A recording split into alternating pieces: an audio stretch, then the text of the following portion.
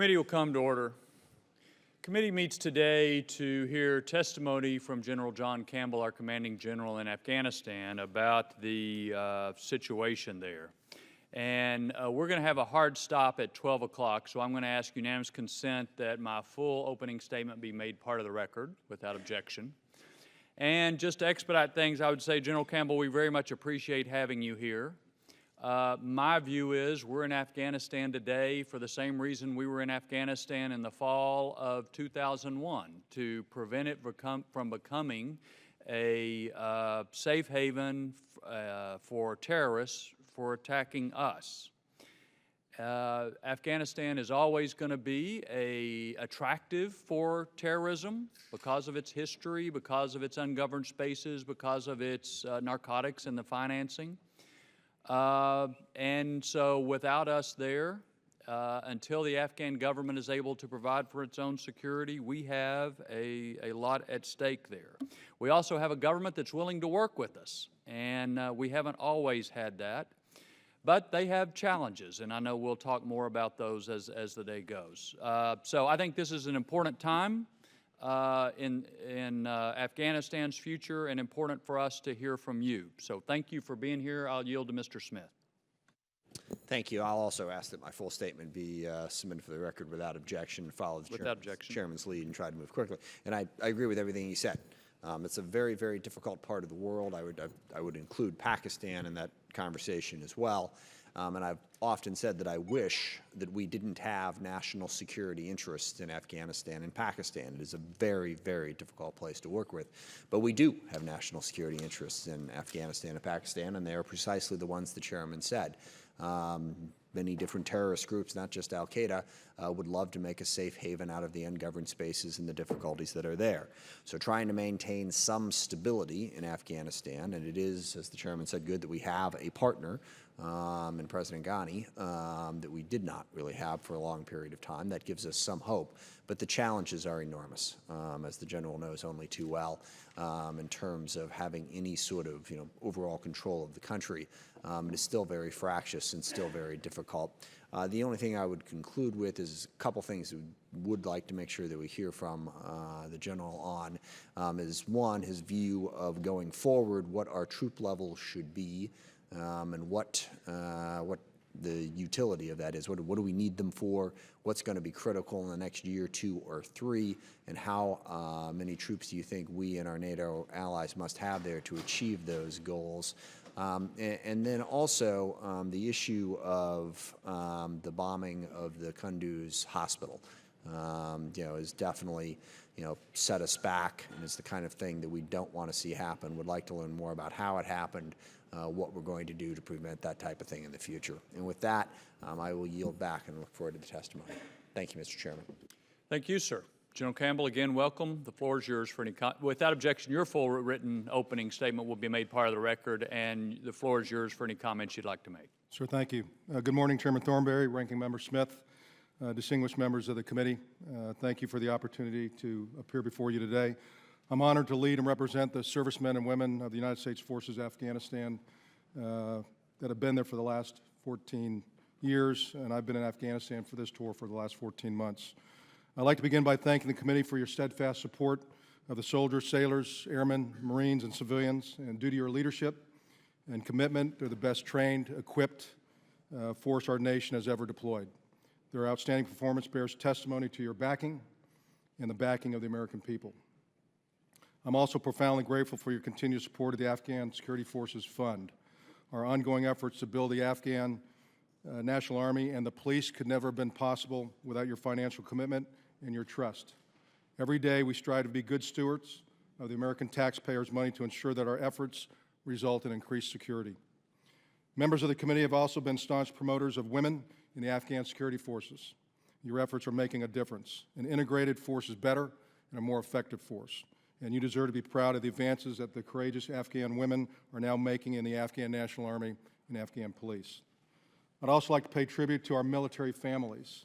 They're the unsung heroes of the last 14 years of conflict. In many ways, our frequent absences from home are harder on them than they are on us. And without their love and support, we couldn't succeed. Finally, I'd like to acknowledge and honor the over 2,200 servicemen and women who've been killed in Afghanistan since 2001, and the over 20,000 who've been wounded. Tragically, we lost 14 personnel, to include 6 airmen and 4 U.S. contractors last Friday in an aircraft mishap. And we always remember the Afghan and our own fallen and the loved ones that they've left behind. Every day we honor their memories by assisting the Afghans to build a stable and secure country and by protecting our own homeland. Over 14 years have passed since the 9/11 attacks, and we haven't forgotten why we first came to Afghanistan and why we remain. Since 2001, the exceptional efforts and courage of our forces have ensured that another terrorist attack originating from Afghanistan and directed against the U.S. homeland has not occurred. 7 months have passed since I last appeared before this committee, and much has changed since then. Afghanistan, its government, security forces, the enemy, and our own coalition have undergone tremendous transitions. These changes have ensured that this fighting season has been fundamentally different. It can't be compared to previous years. I would like to emphasize how political, military, economic, and social transitions are affecting the operational environment in order to place our campaign in context. Afghanistan is at a critical juncture, and so is our campaign.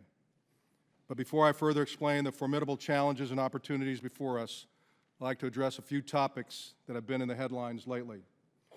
First, I'd like to discuss the tragic loss of lives on the strike on the hospital in Kunduz. By way of background, the U.S. Special Operations Forces have been providing training, advice, and assistance to Afghan security forces who had been engaged in a tenacious fight with the Taliban. On Saturday morning, our forces provided close air support to Afghan forces at their request. But to be clear, the decision to provide aerial fires was a U.S. decision made within the U.S. chain of command. A hospital was mistakenly struck, and we would never intentionally target a protected medical facility. I must allow the investigation to take its course, and therefore I'm not at liberty to discuss further specifics at this time. However, I assure you that the investigation will be thorough, objective, and transparent, and I will get those results back to this committee. I'd also like to remind the committee and the American people that we continue to make extraordinary efforts to protect civilians. No military in history has done more to avoid harming innocents. We've readily assumed greater risk to our own forces in order to protect non-combatants. To prevent any future incidents of this nature, I've directed the entire force to undergo in-depth training in order to review all of our operational authorities and rules of engagement. Our record stands in stark contrast to the actions of the Taliban. They've repeatedly violated laws of war by intentionally targeting civilians. The United Nations attributes more than 70% of non-combatants killed and wounded in this war to the Taliban. Second, I would like to discuss the sexual exploitation of children by some members of the Afghan security forces. All of us consider it reprehensible. This criminal practice is entirely unacceptable to the Afghans as well.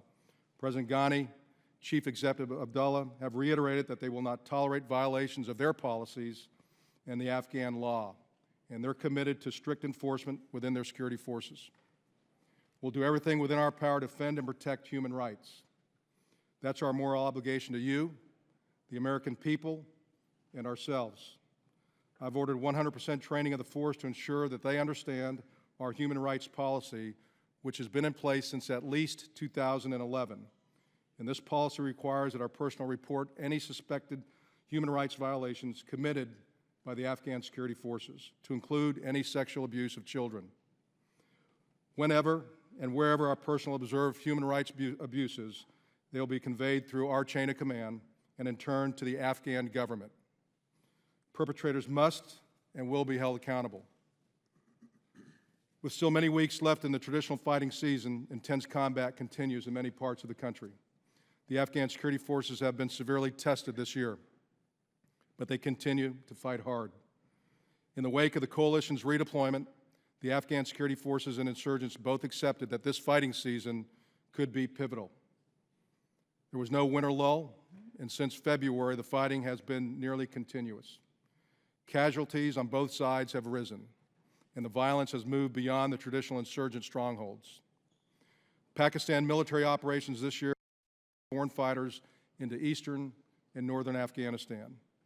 The emergence of Daesh, or the Islamic State Khorasan Province, ISKP, has further complicated the theater landscape and potentially expanded the conflict. More recently, the Taliban have increased the tempo of their operations following the announced death of their spiritual leader, Mullah Omar. We're also now seeing how our redeployment and our transition from combat operations to an advisory role has really changed the battlefield dynamics. Only a few years ago, our coalition numbered over 140,000 military personnel. Now our force is comprised of fewer than 14,000, of which approximately 10,000 are U.S. servicemen and women. In years past, our aircraft provided responsive and often decisive close air support to coalition and Afghan troops in contact. This is no longer the norm, but the exception. Collectively, the Afghan security forces are adapting to these changes, and in some places, they're struggling.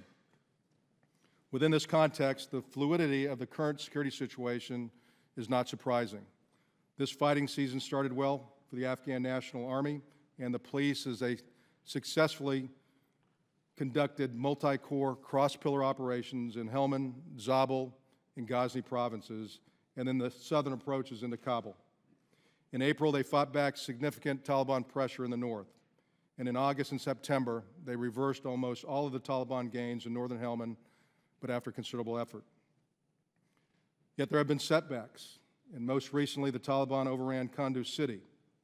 Still, the Afghan National Army, the police, and the special forces rallied, and they've regained control of most of the city, just as they've successfully retaken other ground temporarily lost through this fighting season. The Afghan security forces' inconsistent performance in Kunduz underscores several of their shortcomings. They must improve their intelligence fusion, command and control, and utilization of their forces. They don't possess the necessary combat power and numbers to protect every part of the country. This makes it very difficult for the Afghan security forces to counter the Taliban's ability to temporarily mass, seize an objective, and then blend back into the population. Ultimately, the Afghan security forces and their leaders need to discern better when to fight, when to hold, and where to assume risk. Despite these shortcomings, however, the Afghan security forces have displayed courage and resilience, and they're still holding. The Afghan government retains control of Kabul, of Highway 1, its provincial capitals, and nearly all of the district centers. The Afghan security forces are effectively protecting the principal population centers. It's also apparent that our advisory support and financial backing are strengthening their resolve and building their systems and processes for the future. The Afghan National Army and police have repeatedly shown that without key enablers and competent operational level leaders, they cannot handle the fight alone in this stage of their development. Ultimately, I'm convinced that improved leadership and accountability will address most of their deficiencies, but it will take time for them to build their human capital. The Afghan security forces' uneven performance this fighting season also underscores their shortfalls that will persist well beyond this year. Capability gaps still exist in fixed and rotary wing aviation, combined arms, intelligence, and maintenance. One of the greatest tactical challenges for the Afghan security forces has been overcoming the Afghan Air Force's still extremely limited close air support capability. Despite a myriad of challenges, the fundamental partnership between the coalition and the Afghan government remains durable. The difference between the Ghani administration and the previous administration is like night and day. And at every level, the coalition and Afghan leaders continue to work together in pursuit of shared strategic objectives. The Afghan government, civil leaders, and military commanders demonstrate a growing appreciation for the coalition's efforts. President Ghani has asked NATO and the U.S. to provide some flexibility in our planning to account for the fact that his government remains in transition while the threats it faces are changing. He's asserted that a sustained coalition and a U.S. presence provides actual and psychological stability to the country as the new government solidifies. He recognizes that his new administration must invest considerable time and effort to address the challenges of systemic corruption. And he has also acknowledged that while the Afghan security forces are better equipped and trained than ever, much work remains to build their systems and processes and improve their leader development. I've offered my chain of command several options for our future laydown in 2016 and beyond. It was envisioned in mid-2014 that we would transition to a normalized embassy presence by January 2017. That remains our planning assumption. Since that time, much has changed. We've seen the rise of Daesh or ISIL, an increased al-Qaeda presence in Afghanistan due to Pakistan military operations, and now we have a strong partner in President Ghani and Chief Executive Abdullah. And as a result, I put forward recommendations to adjust to this new environment while addressing our core missions of train, advise, and assist the Afghan security forces and to conduct counterterrorism operations to protect the homeland. An upsurge in the insurgent violence in northern Helmand and Kunduz shows that Afghanistan is at a critical moment in their history. President Obama is well aware of the tenuous security situation, and I also appreciate that he has many other global issues to weigh as he considers my recommendations. My role is to provide him my best military advice based upon my assessment of conditions on the ground, weighed against the risks, both to the force and to the mission. I'm unable to discuss further details on the options I provided to the President. In the past, when flexibility has been requested of him, he took it under serious consideration and made his decision. He provided flexibility this year. The same decision process is being worked through now for 2016 and beyond. In closing, the challenges before us are still significant. An extremely tough fight the Afghan security forces continue to hold. They've remained resilient, and they haven't fractured. Fully supported and led by an engaged Commander-in-Chief in President Ghani, embraced by the Afghan people, and backstopped by our military advisors, our resources, and our enablers, the Afghan security forces' future and Afghanistan's prospects for an eventual peace still remain promising. If we fail in this worthwhile mission, Afghanistan will once again become a sanctuary for al-Qaeda and other terrorists bent on attacking our interests and citizens abroad and at home. Likewise, if we withdraw from Afghanistan, a security vacuum will arise, and other extremist networks, such as Daesh, could rapidly expand and sow unrest throughout Central and South Asia and potentially target our homeland. The hard work and sacrifices of countless coalition military personnel and civilians over the last 14 years have created the conditions in which the Afghans can and are taking responsibility for their own security and governance. The Afghans welcome the opportunity to share their destiny, but they still desire, need, and deserve our assistance. Our support cannot and should not be indefinite or unconditional. The Afghans must continue to do their part, and if they do, we should continue to exercise strategic patience and sustain our commitment to them. Working together, we can be successful. A proactive, cooperative Ghani administration, a committed Afghan security force offer us a unique opportunity to further develop a meaningful strategic relationship in a volatile but vital area of the world. Our continued efforts to stabilize Afghanistan will benefit the entire region and in turn offer greater security for the U.S. homeland and Americans abroad and here at home. Thank you, sir, again for the opportunity to testify before this committee. Thank you for your steadfast support of our campaign. I look forward to your questions, and sir, as you already said, request that my written remarks and written statement be taken for the record. Thank you, sir. Great. Thank you, sir. General, there were two statements you made in the early part of your testimony that jumped out at me.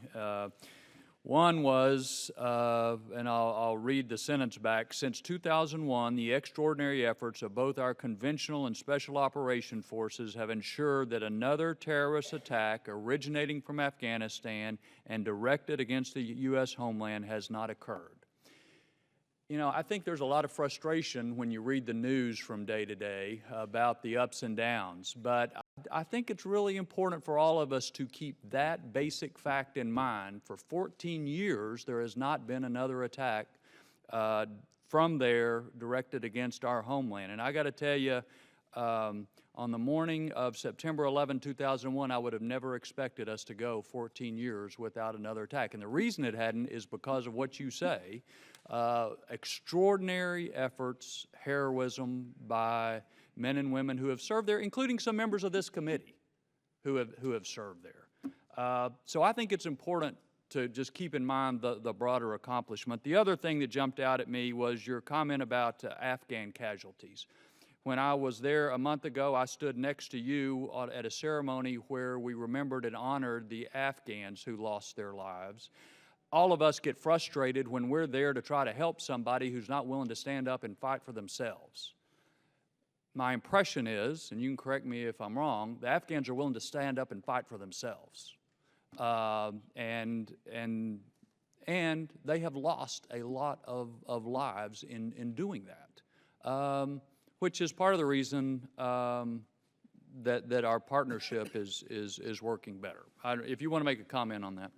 Sure, you're absolutely right. I mean, the Afghan security forces, the Afghan people in general, are warriors. They want to protect their homeland. The Afghan people absolutely think that the Afghan army, the police, they rate them as their #1 institution in the country. But there is no doubt in my mind that they have the resilience, they have the will of character to continue to stand and fight to protect their homeland. Thank you. General, I just want to ask some numbers right quick. I understand you've made recommendations to the President. You cannot talk about those. But today we have about 9,800 American service members in Afghanistan, correct? Sure, that's correct. Okay. About how many of them are involved in the counterterrorism efforts? So if I could take that for record, I'd get you the exact number, but roughly we're talking probably 1,300 of those 9,800 are directly day-to-day tied into train, advise, and assist. It takes a lot to continue to support that, but at least 1,300 are every day, what we call level 1 TAA.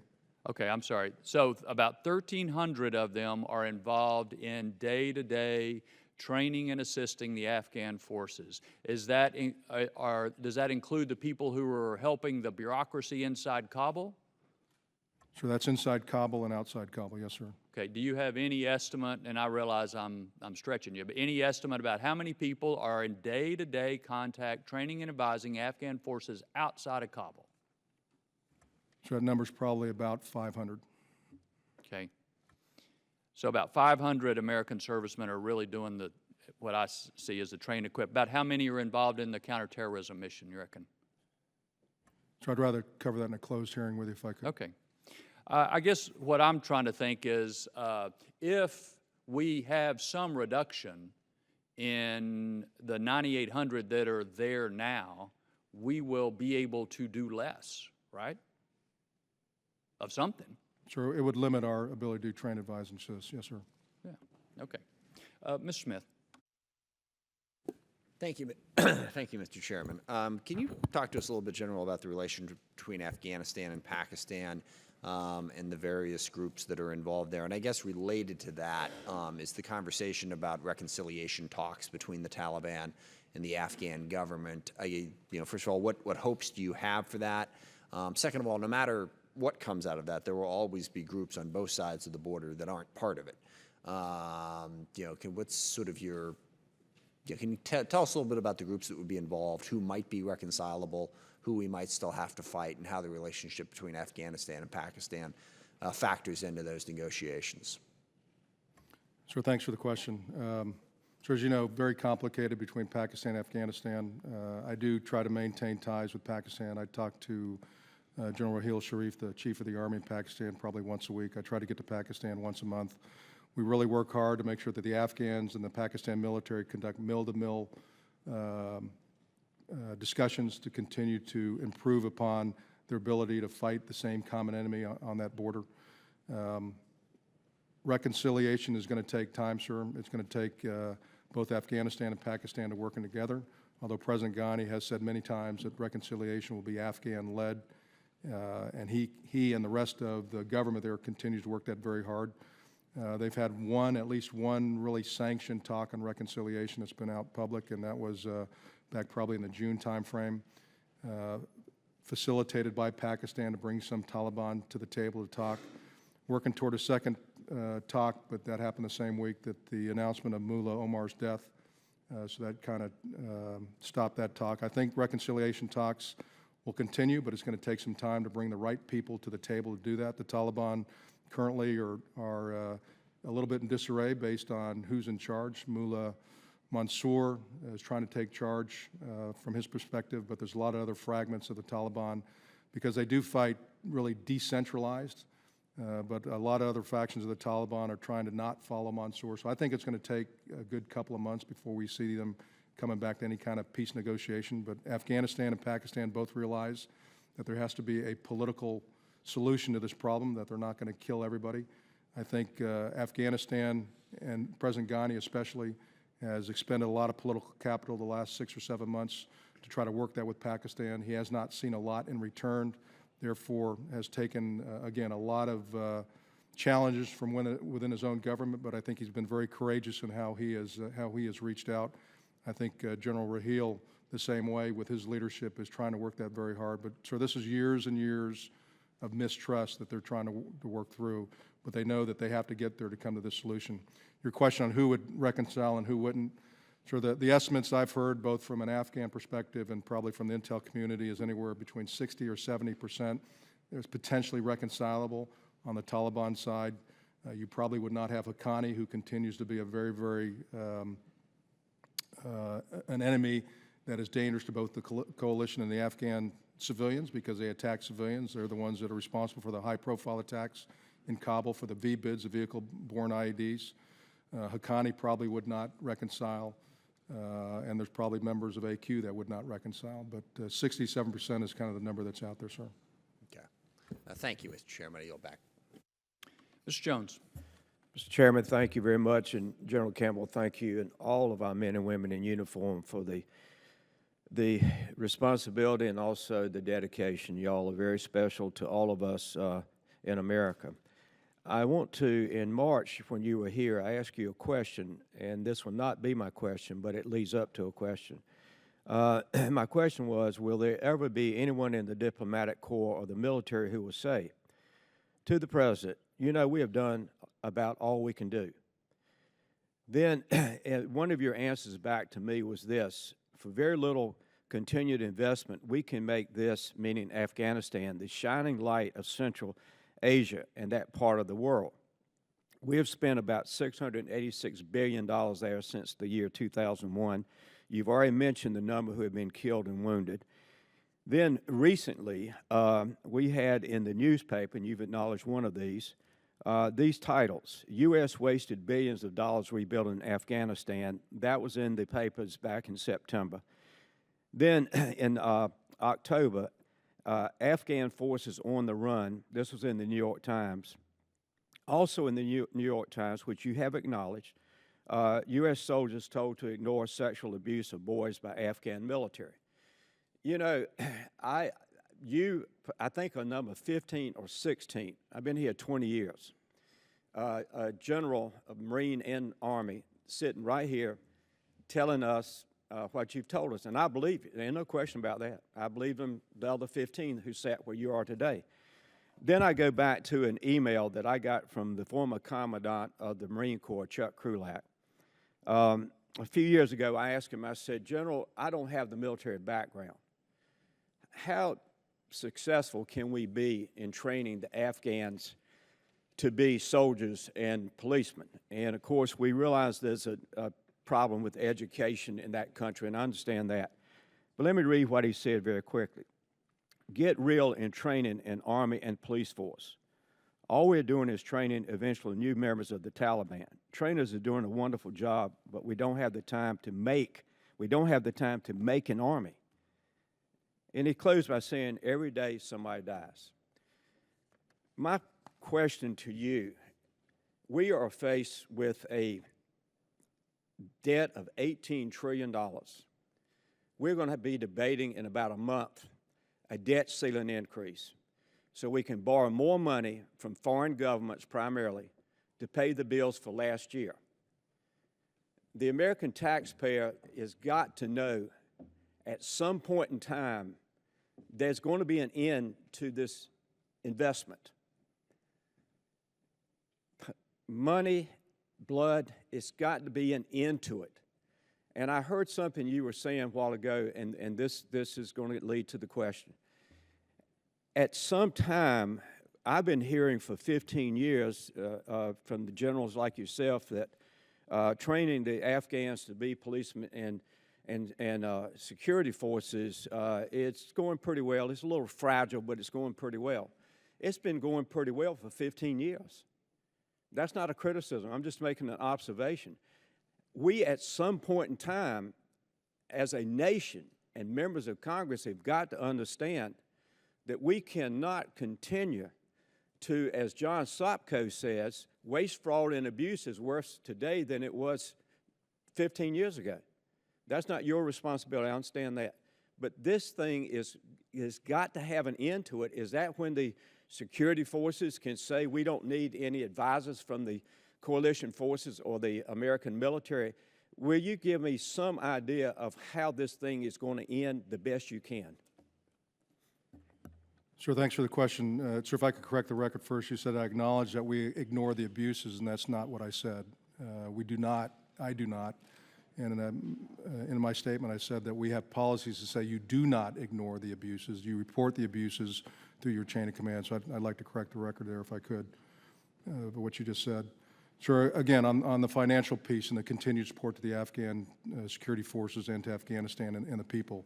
You know, yesterday was 14 years, so it has been a very, very long time. But as the chairman said, we have not been attacked. So we live in the world we have. Maybe not the world we want, but it's the world we have. And this world is going to continue to be a very dangerous world. And we're going to have people that want to continue to do harm to the men and women here back in the United States. And I think as I said earlier, and I would say for a modest continued investment, we can protect not only our homeland, but continue to build. General, I apologize for cutting you off, particularly after a 4-minute question, but we have limited time and numerous members. If you ever want to extend your answer in writing, please feel free to do so, but we're going to have to try to keep to the time limits today. Ms. Sanchez. Mr. Chairman, I, for one, appreciate the 4-minute question. Thank you, Mr. Jones, for reminding this committee what is happening in Afghanistan. So, it's pretty much been a failure. General, do you know how many people we have recruited and trained over the years for the Afghan Army and police forces?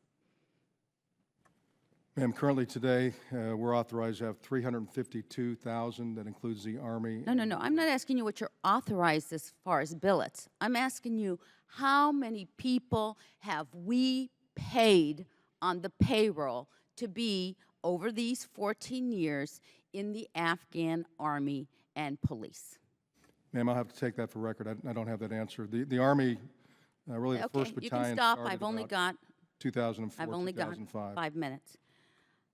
So I have plenty of friends in Afghanistan who have gone over there. You know, we have phantom people on the rosters. We have 60-year-old men, uneducated, signed up for these Afghan forces. We have tons of people we are paying that aren't even showing up for work. This has been going on and on and on. Of those 360,000 billets that you say we have, how many are filled today, General? Ma'am, the police are authorized 157,000. They have about 156,000 that are filled today. The Army are authorized 195,000. There's probably in the area of 173, 174,000 that are filled today. Okay. I think it would be important to get that number of how much we've spent training these people. You said in your testimony, I remain concerned about the long-term viability of the Afghan National Defense and Security Forces. Succinctly, Afghanistan cannot afford its security forces. You mentioned that 90% of paying for these forces are from the coalition, and the majority of the money is coming from the U.S. So, within your own current testimony, let alone the testimony that Mr. Jones brought before you from before, you basically are saying, I don't know that there's a long-term viability for these security forces. We're paying the majority of that. How much is the majority? How much money does that mean to have a force that you don't believe has a long-term viability? Ma'am, How if I could- much? How much? That's the question. How much? Yes, ma'am. Today, for calendar year 15, United States put $4.1 billion to build the Afghan security forces. For 16, 4.1 billion. $3.86 billion. Thank you. 4.1 Every year, we'll billion. continue to reduce that by gaining efficiencies. We're not providing General, infrastructure that we I've have heard in the past. this. I've heard this for 14 years. We're going to get better. It's going to be more efficient. We're getting there. You know, the reality is that we're not. Is that we're not. I mean, Mr. Jones was right. My next question for you is, operationally, what is our strategy in Afghanistan? What is our strategy? I heard the chairman, we haven't had 14 years of attacks coming out of Afghanistan. I'll remind the chairman, instead they went to Somalia, instead they went to Yemen, instead they went to Iraq, instead they went to Syria, instead they went to Libya. So, you know, we can say we've concentrated our forces and our monies in one place, but the reality is, and you and I both know this, they move. So what is the plan for Afghanistan? And the plan is to continue to build the Afghan security forces so they can protect the Afghan people, to have a stable government so it can provide for the Afghan people, so the Afghan people can have jobs, their kids can go to work, that they can be a viable country, and that's very, very part of it. Thank you. So Very, very 4.1 billion this year. You don't believe it's a long-term viable strategy. Let me ask you one last question before my time is up, General. Oh, and by the way, I just want to say, I just have a son who will be full-time in the U.S. infantry. We just found out. I love our forces. I think they're doing a good job. I'm talking about what we are doing as policymakers. Did we ever find out how much money Karzai and his cronies stole and put in Swiss banks? General, if you want to provide that for the record, again, we're going to try to keep to the time limits. Mr. Forbes. Mr. Chairman, thank you for this hearing. General, thank you for your service. You were educated at one of the best military academies we have in the world, West Point. You have not just served, but you've commanded for 35 years, leading men and women defending this country. You've commanded in Germany, Haiti, Iraq, Afghanistan, and the United States. You get to see with a set of eyes that few of us ever get to be able to look through. It is very easy for people to come in here and recount the price tag we paid in Afghanistan. That's pretty easy. And there are people across America who ask what Mr. Jones asked, for what? What I'm going to ask you today is because as I look at your testimony, you have told us kind of what would have happened if we hadn't have been there. And you said in 2015, Al-Qaeda has attempted to rebuild its support networks and planning capabilities. Could you paint two pictures for us today? One, taking all that experience you have, give us, in your best professional military judgment, the danger to the United States homeland and the risk of loss of life in the United States had these individuals not made the sacrifices that you talked about, and had we as a nation not made those sacrifices. And then also, in your best professional military judgment, paint a picture for us of the danger to the United States homeland and the risk of loss to life in the United States if we pull out and do not continue to make those kinds of investments and sacrifices. Sir, thank you for the question. Sir, again, we've been so fortunate in our country to have brave men and women that continue to join an organization that it is not about them but about the greater good. I think all of our men and women understand that piece of it. Without their great sacrifice and the sacrifices of their families, the people back here in the homeland, the people in Europe, would be at much greater risk of terrorist attacks. I mean, I don't think there's any doubt about that. I think in the future, as we move forward, you know, we have a lot of talk about ISIL in Syria and Iraq. We have a lot of talk about Daesh growing up in Afghanistan. If it's not Daesh in 2 years, it's going to be something else. This is a generational issue. Terrorism knows no boundaries. So if we think that this is going to be cleared up in a couple of years, we're fooling ourselves. And we have to position ourselves to ensure that we can do everything we can to mitigate this impact. And the way to do that is to continue to apply pressure with the great Special Operating Forces, the great men and women that we have in all of our services, and also to build the CT capability of Afghanistan and the other countries in the region so they can take that on themselves. And without that, the homeland would be at much greater risk. And General, if you could, give me a little specificity when we talk about a greater risk of terrorism. That can be kind of a general term. But if we hadn't have been in Afghanistan, if we hadn't have done this, how would it have strengthened their hand? How would they have had a greater opportunity to strike the United States and to do harm to us here at home? Sure, they would have had sanctuary to continue to plan and devise ways that they could attack the homeland. They could attack Europe. There's no doubt, I think, in anybody's mind that there are people out there that want to do harm to people throughout the world, and this terrorism will continue for years to come, and we have to continue to do everything we can to prevent that. And the way to do that is to continue to keep pressure on it. Good. Thank you, General. Thanks for your service and for the sacrifice that the men and women under you have made throughout the years. And with that, Mr. Chairman, I yield back. Thank you. Ms. Davis. Thank you, Mr. Chairman, and General Campbell, thank you for your invaluable service to our country, all your sacrifices. You mentioned in your testimony that our support is not unconditional. And I wonder if you could tell us, within the context of the relationship that you've built with President Ghani, which is really a quite extraordinary one, and in some ways, I guess you would say you're fortunate that you have a willing partner. Tell us more about what we could, should, where have we actually used our leverage, and clearly, the fact that they can't really afford their own military, and we need to be there on their behalf. What could we be doing? What have you seen that has helped to direct, to provide the impetus to move forward in governance that is really important? Ma'am, I've seen it really at my level through MOI and MOD, Ministry of Interior, Ministry of Defense, where everything that we do is based on conditionality. They sign letters of commitment because we appropriate and move the money around based on different conditions. So we ask them, there are certain gates they have to be able to do, and if you don't do this, we're going to hold this. If you don't do this, we're going to do that. And what that is a change of behavior. For many, many years, if the Afghans needed this, we would provide that to them. And what we need to do now, to make sure they're not very, very dependent upon that, we have to break that. We have to change behavior. And I think by putting conditionality on the money at the MOI and MOD level, we're able to do that. At the presidential level, and we are very fortunate, we have President Ghani and Dr. Abdullah in a unity government that wants to work not only with the U.S., but the entire international community.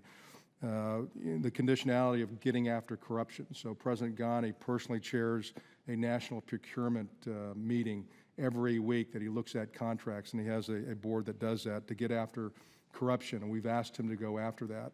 We've asked him to make some tough choices as he and Dr. Abdullah work on governors and provincial police chiefs and naming the right leadership and picking leadership based on merit, not based on patronage of who they knew. And so those are ways that we can help at the governance level as well to put those kind of conditions as we move forward. And if I could add, ma'am, President Ghani welcomes conditionality. Has that been effective in moving some discussions as well with even the Pakistanis as we move into, negotiations at some point with the Taliban? I mean, is there anything that we've seen with that conditionality that's kind of pushed that situation along? Yes, ma'am. On the Pakistan side, I think it was noted a couple months ago that both State Department and Department of Defense work every day with Pakistan to look at how they can continue to do more to fight terrorism and how they can go after Haqqani, how they can do things there that enable their forces and their people to be safe, but at the same time not destabilize Afghanistan. And so I think there are conditions that we can use with Pakistan there. Mm-hmm. Are we able to do that as well in talking about the Constitution and the ability to not withdraw, I guess, from that human rights issues? How have we been effective with that? And what else needs to be done as we move forward to ensure that those issues are dealt with? Ma'am, I think if I saw that we needed to apply conditionality, something like that, I would absolutely do that. When I went to President Ghani on the abuse of sexual children, he absolutely got that and said, we have a law. Our Constitution covers that, but I will reinforce that. I will make sure that all of my security forces understand that.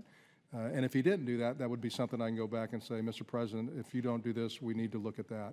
But I didn't see that in that case, and we'll continue to work very hard. But again, President Ghani and Dr. Abdullah welcome the conditions. It makes them tougher.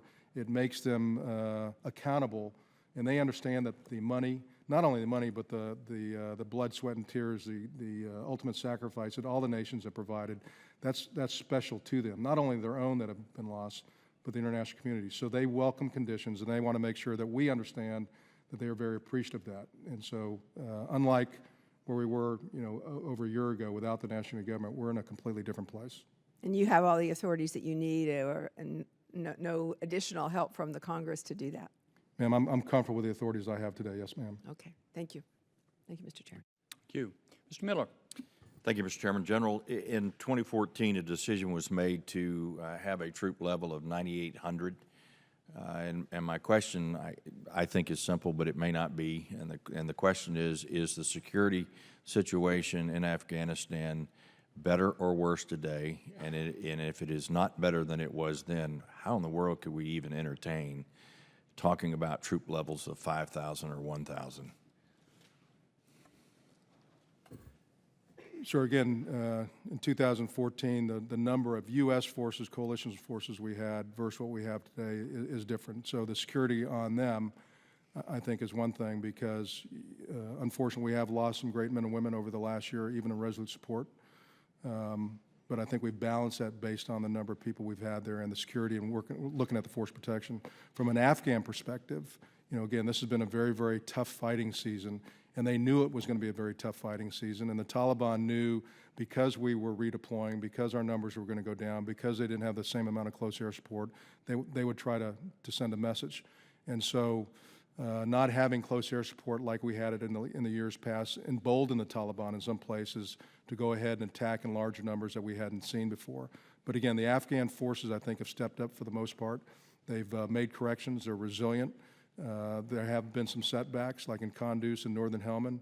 But unlike Iraq, and people try to compare Iraq and Afghanistan, and they're not the same, the Afghans have planned, have reorganized, have resupplied, have put the right leadership in place, and continue to fight and protect the people. But overall, if you take the number of security attacks and compare it from 14 to 15, it's very, very difficult because, again, we're not out there in the numbers that we were before. But it has been a very tough fight, sir, on both sides. And I will yield the balance of my time to Mr. Turner, but I have one comment to make, and it is a plea.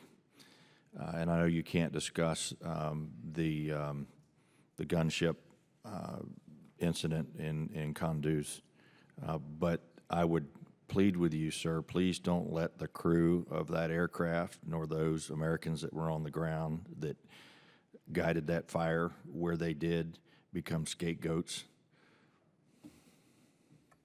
Sure, I will look. We have an investigation, sir, as you know, and the investigation will give me the facts, and I'll make sure the committee has all of that as we learn more. Thank you, sir. To Mr. Turner.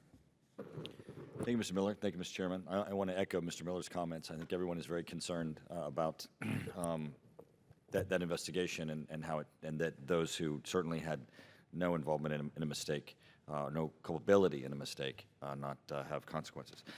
General, you and I had a conversation about the 9/11 Commission report. When we first got the 9/11 Commission report delivered to this Congress, it had a chapter in it, Chapter 12, that detailed what we needed to do in the future and what we shouldn't do.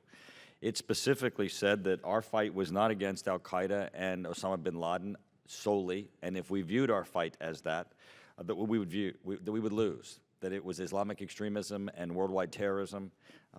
When we look at Iraq, it is clear that we've not heralded Chapter 12 because we've seen ISIS take hold and now threaten our homeland. You have made recommendations that we continue to hold troops in Afghanistan. You have both ISIL and Daesh now there.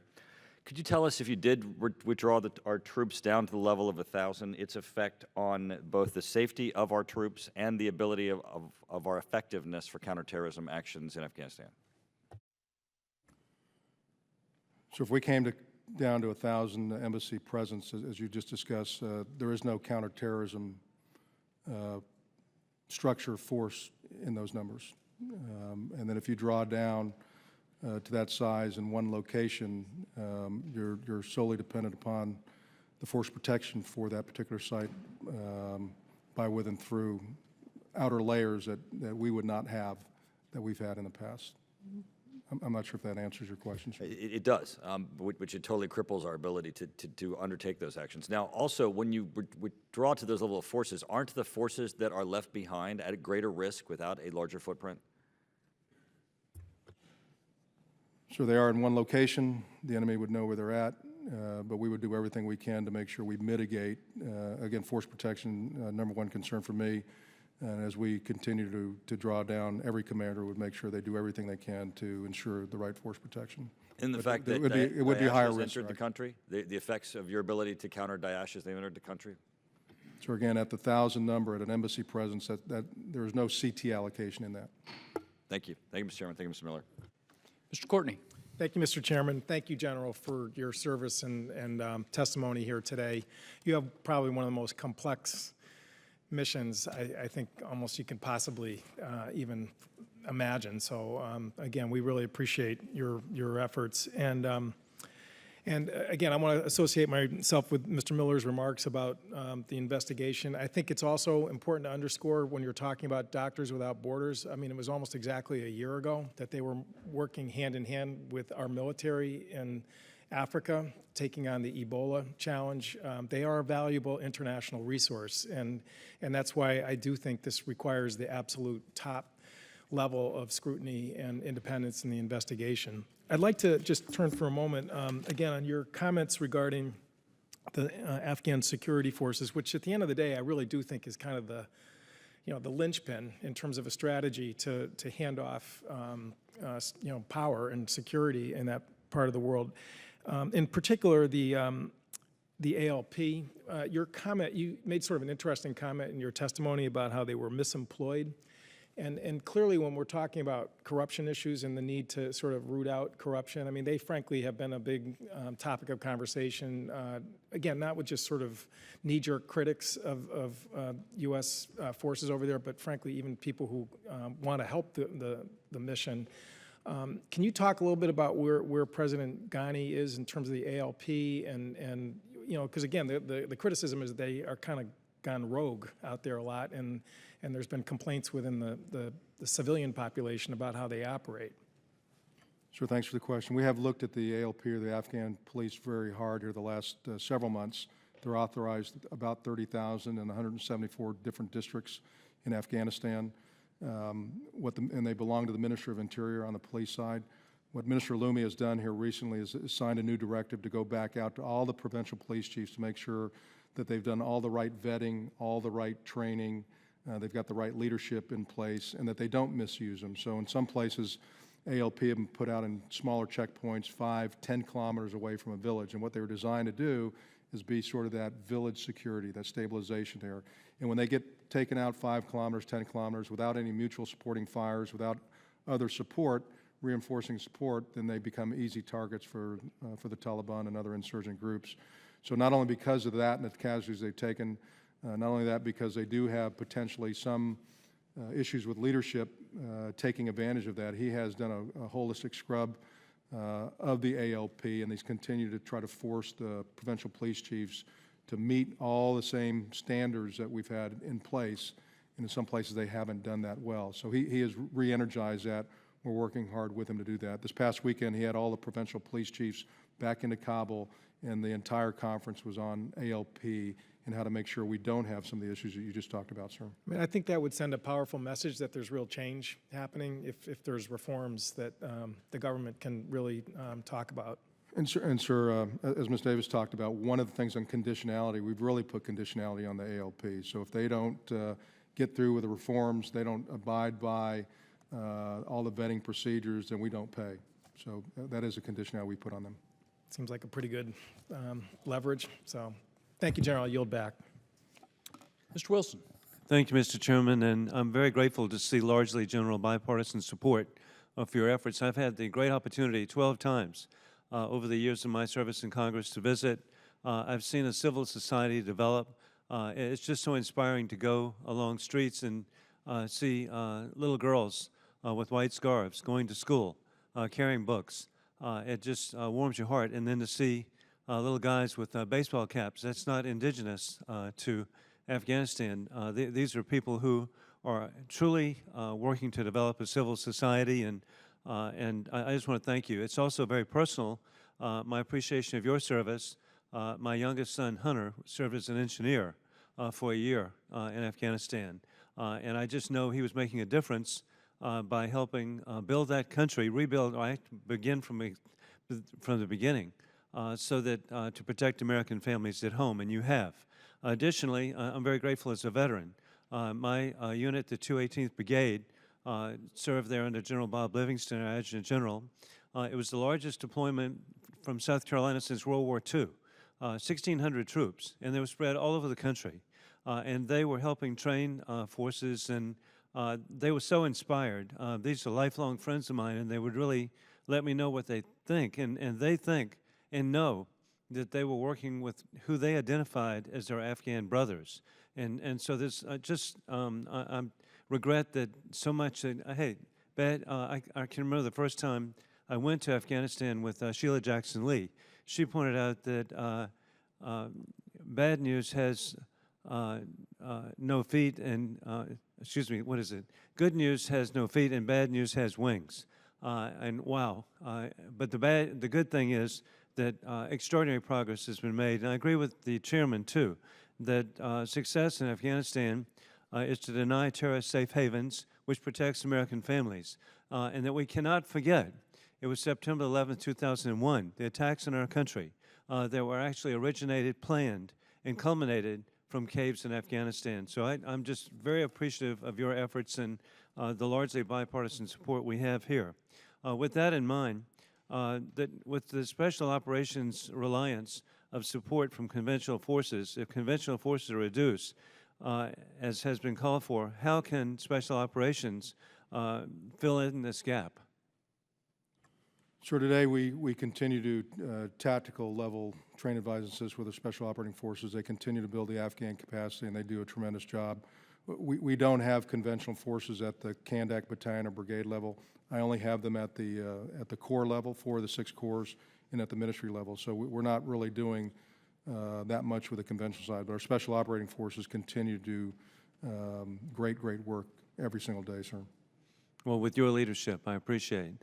Additionally, I'm concerned about the information intelligence sharing between the U.S. and Afghan National Defense and Security Forces as it leads to operations in Afghanistan. Can you speak of what is necessary to improve the coordination cells and advise and assist cells throughout the country? So we have a dedicated effort, what we call an Essential Function 7, which is strictly intelligence and how we work with the MOI and MOD to not only share intelligence, but at the same time build their intelligence capability, their enterprise. I think we've made some great strides there. This year, they've recently established what they call the Nasrat Center, which is basically a national intel fusion cell that brings in intelligence from the MOI, the MOD, the NDS, their intel society, their intel organization, to produce national level targets. They never had that before, and the difference that's making is pretty huge. But I think we continue every day to build upon their capacity, and we've seen some great progress in some of the operations based, even at the tactical level, on the intelligence structure, and not only in the hardware side, but also in the human capital side for intelligence. Well, and that's so important to prevent collateral damage, which, of course, is your goal. As I conclude again, I'm just so grateful for your service, for the service of American military personnel. Having been there, I've seen my first visit there, the country was totally destroyed. It was the consequence of a 30-year civil war. There was nothing really to see except rubble. And then to see the rubble removed, the streets paved for the first time, to see little shops develop, to see opportunity for schools, for bridges to be built, an opportunity, and we sent units to work on agriculture to advance. Thank you very much. I yield my time. Ms. Songus.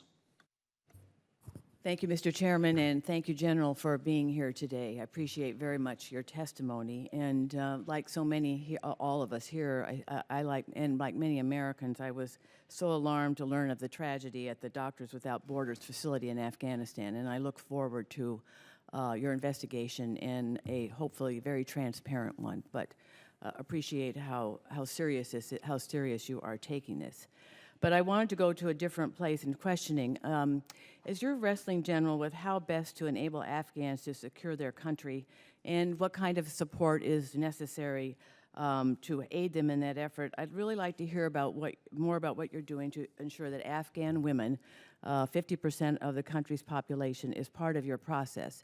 I've been part of a delegation, at least 6 trips over, that focused on, one, visiting with our women who have so ably served us and for whom we're also grateful, but also with an emphasis on learning more about the changes that our presence has wrought in the lives of Afghan women. And it's been very promising. Over and over again, you know, we hear the real differences that have taken place.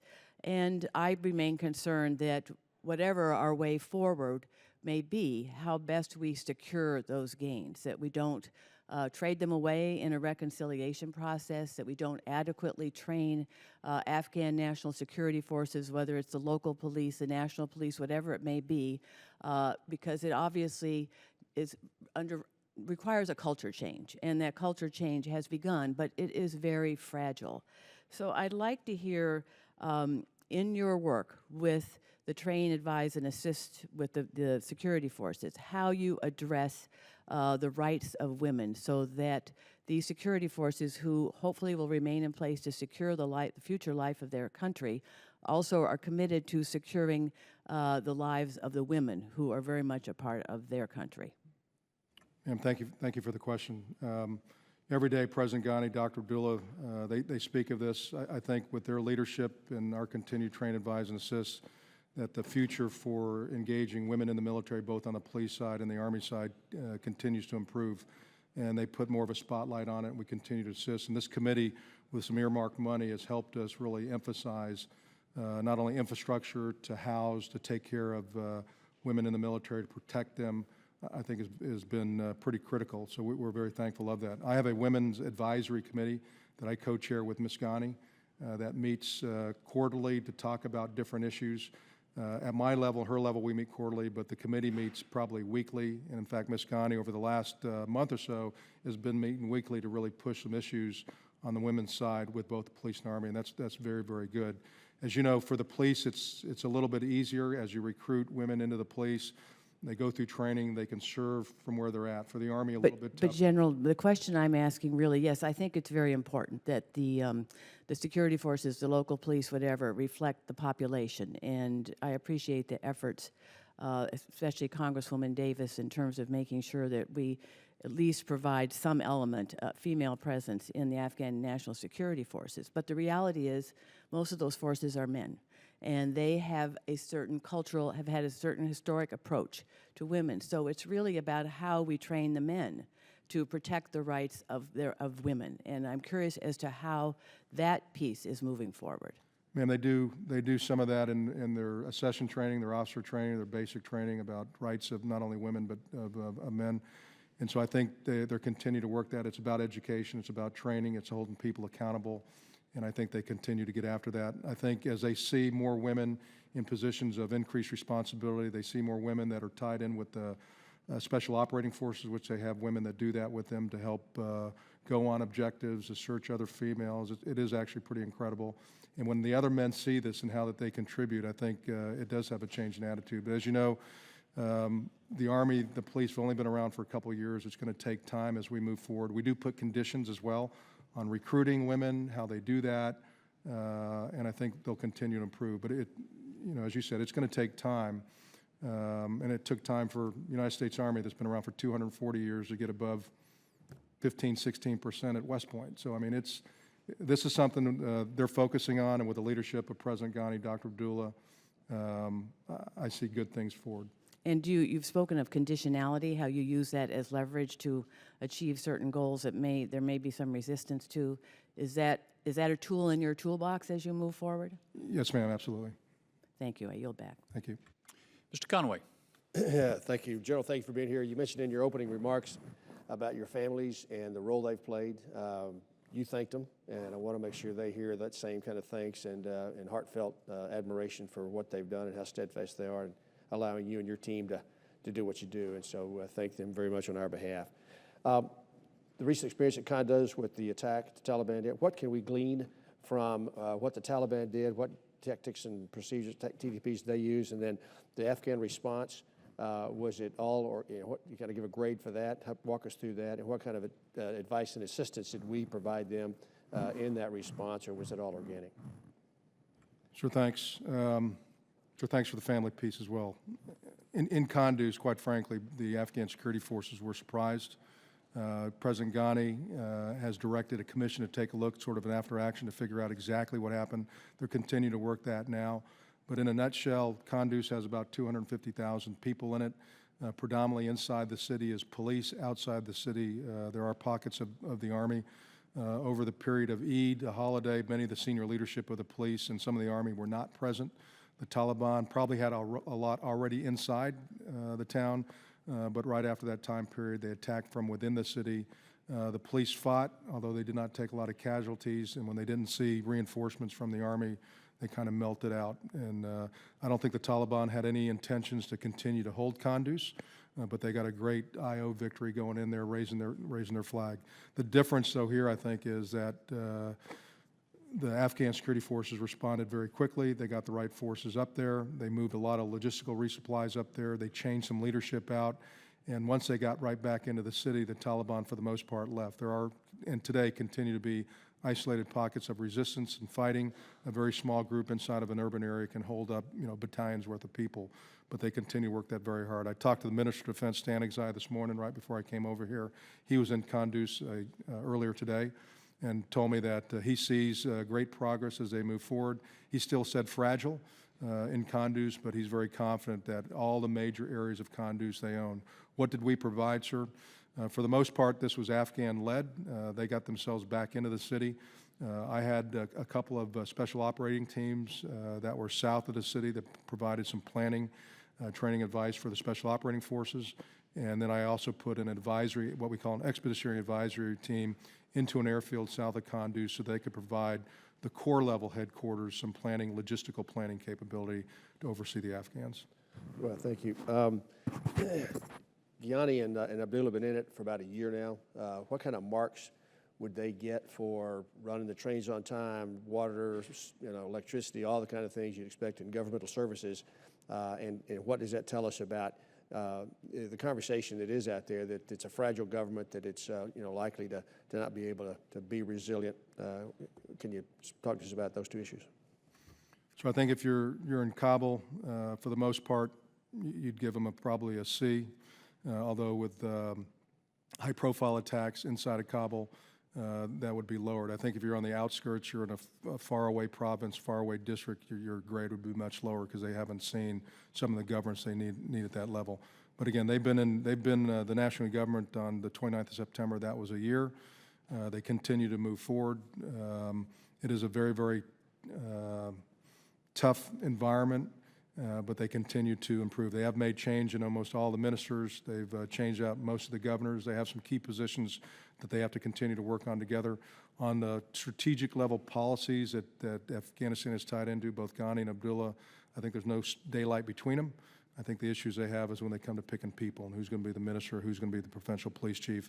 But they understand how important that is, and I think they'll continue to do everything they can to make this work. But they do have to engage better with the Afghan people, not only in Kabul, but outside the city, much better. In the time we've got left, can you give us, from your perspective, the international community's continued financial support is going to be key. Obviously, it's already been said they can't already afford the forces they've got. Can you talk to us about the expected, or what you see as the international community's heart to stay in the fight? Sure, thanks. I don't think right now we have donor fatigue. I think that the international community understands how important this is. Next year at the Warsaw Summit, I think July of 2016, they'll look at funding for 2018, 19, and 20, so that'll be critical. I think Afghanistan has to continue to show progress as they move forward, so they keep donor support. But that donor support is absolutely crucial because Afghanistan cannot afford what they have now. They're working it very hard. President Ghani is the right guy to do that with his experience, but the economic environment is going to be very tough. Thank you, General. Mr. O'Rourke. Thank you, Mr. Chairman. General, first I want to thank you for your service and your leadership, and through you I want to thank all of the men and women who are currently serving in Afghanistan and who have served in the past. I want to ask you a couple of questions about the bombing in Kunduz, or the attack on the hospital in Kunduz. And I recognize that there is an investigation ongoing, but I want to ask you, per your knowledge, why the Afghanistan National Army called that strike at that location. So again, that's a question that we're asking during the investigation. I wouldn't want to get out in front of the investigation. I need to learn those facts from the investigation. There's a DOD investigation, a NATO investigation. The Afghans do an investigation. We'll be very thorough, very transparent. As soon as I can get those details, I'll make sure the committee has those. Is there ever a scenario where it is okay to strike a hospital? So a hospital is a protective facility. We would not target a hospital. So if I can go back maybe to the first part of your question and maybe get at what you're talking about here. When the Afghans call for fire, that's not an automatic response. So every day the Afghans ask me for close air support, and we just don't go fire someplace.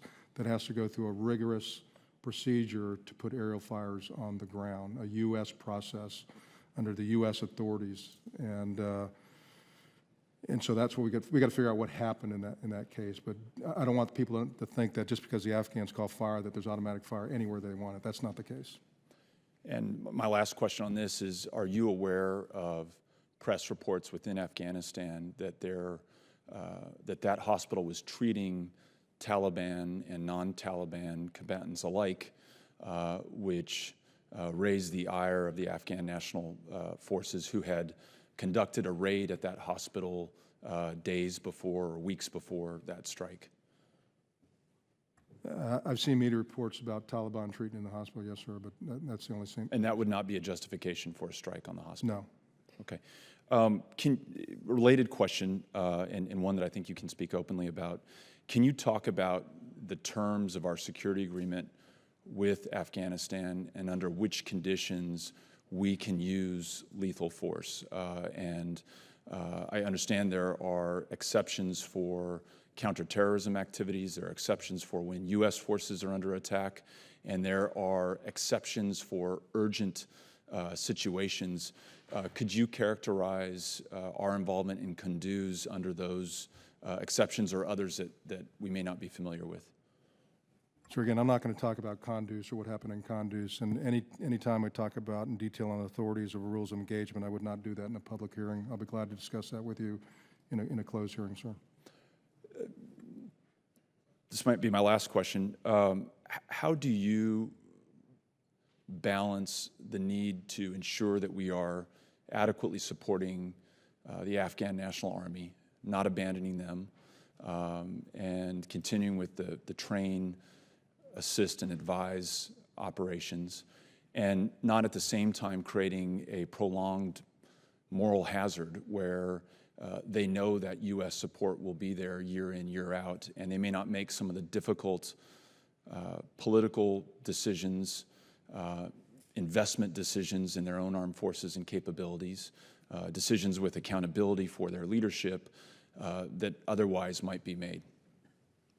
Sure, that's a great question, and I think we work that very hard every single day. We do, they know, and that's why fighting season 15 was completely different. I said up front, you can't compare it with other fighting seasons. The number of forces we had, the level that we had people at, where we do train and advise and assist made this very different. The ability for us to provide close air support like we have in the past was very different. So there's no doubt in my mind, there's no doubt in the senior military that I deal with on the Afghan side that it is different, and they have to pick up the fight. They have to want this more than we want it. And so I have seen a change in behavior on that.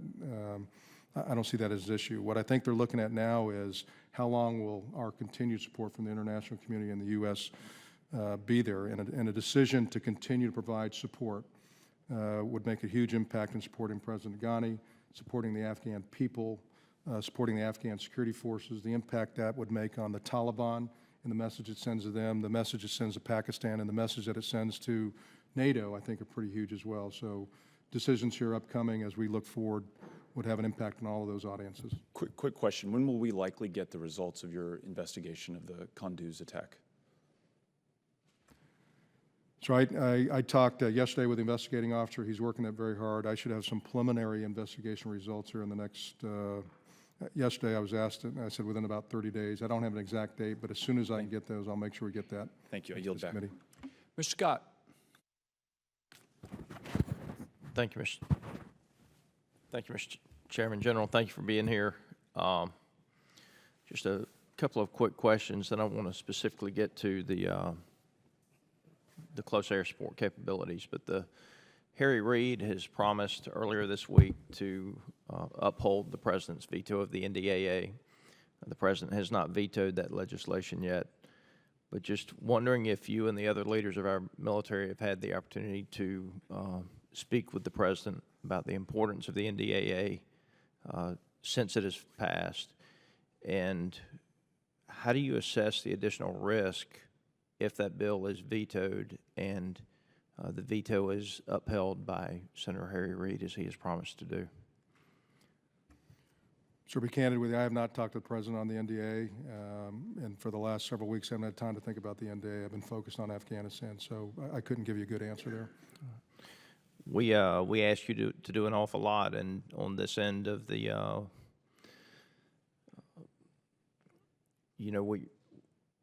with no NDAA, no budget, and certainly you and your men and women are being judged to a standard of perfection, and that's kind of an unfair scenario that I think that we put you in an extremely important mission.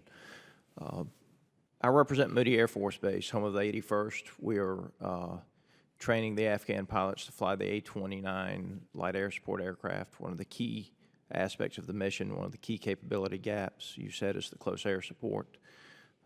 You're expecting these aircraft in theater pretty soon. We originally planned for 40 of them. We're now expected to deliver 20.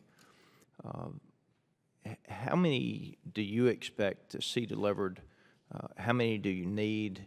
And could you speak to just that issue generally? So we're looking forward to getting the A-29 Super Toscano. I'll get about 6 in December timeframe. I'll get more in 16, more in 17. We don't close out the program of record, I think, until mid to late 2018. It'll bring a great capability that the Afghan forces are lacking. I've asked for a holistic study to take a look at the close air support capability of Afghanistan, both in a rotary wing and a fixed wing capability. Until that goes through, so I couldn't make a call on numbers. But right now we're looking at 20. But again, I don't get the first 5 or 6 till the end of this year, and we'll get them in the fight as soon as we can, and we look forward to that. And the Afghans look forward to that, yes, sir. And you think that they have the ability to, they have enough impact to change the fight? So if they would have the A-29 this summer, it would have been a game changer in some locations, yes, sir. Thank you, General, for your service and what you and your men and women do. I yield the remainder of my time. Mr. Landsman. Thank you, Mr. Chairman.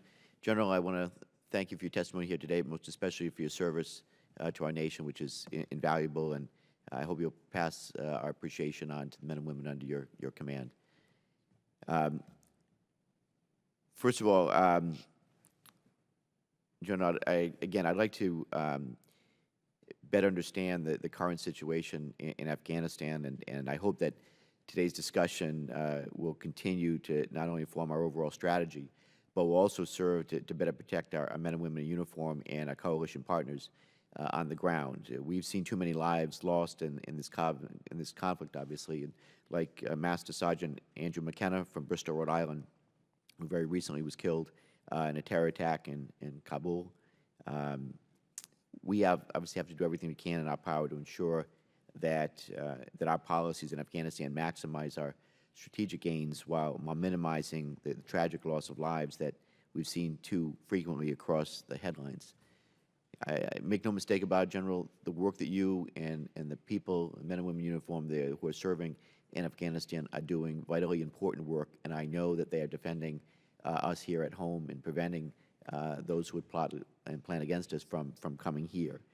At the same time, there's still a big frustration on the part of the committee and certainly the part of my constituents that the Afghan forces are not further along in their training and where we need them to be. And I'd like to begin with a New York Times article from yesterday in which a senior Afghan military officer blamed a lack of coordination among Afghan units for recent Taliban advances.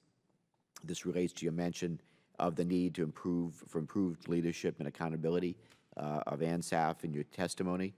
So I'd like to ask you directly, how do you explain to the committee, how do I explain to my constituents back home as to why, after the 14 years of effort and training and presence there and the billions of dollars that we have been spent, the lives been lost, the people that have been injured, why the Afghan forces are not further down the pike in their training, and why are they not where we need them to be? And I'd also like to ask you directly what you'd need with regards to time and resources in order to help build strong leaders ANSAF are missing to sustain themselves beyond our eventual withdrawal.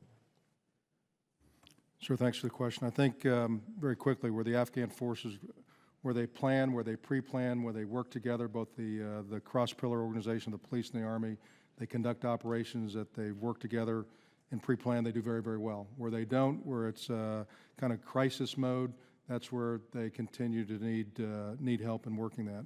When they don't work together, you're right, sir, they don't do well. But again, I would say we've been there for 14 years, but this Army continues to be very, very young. We have just started their Air Force the last 3, 4, 5 years. The Army's really only been around for about eight or 9 years.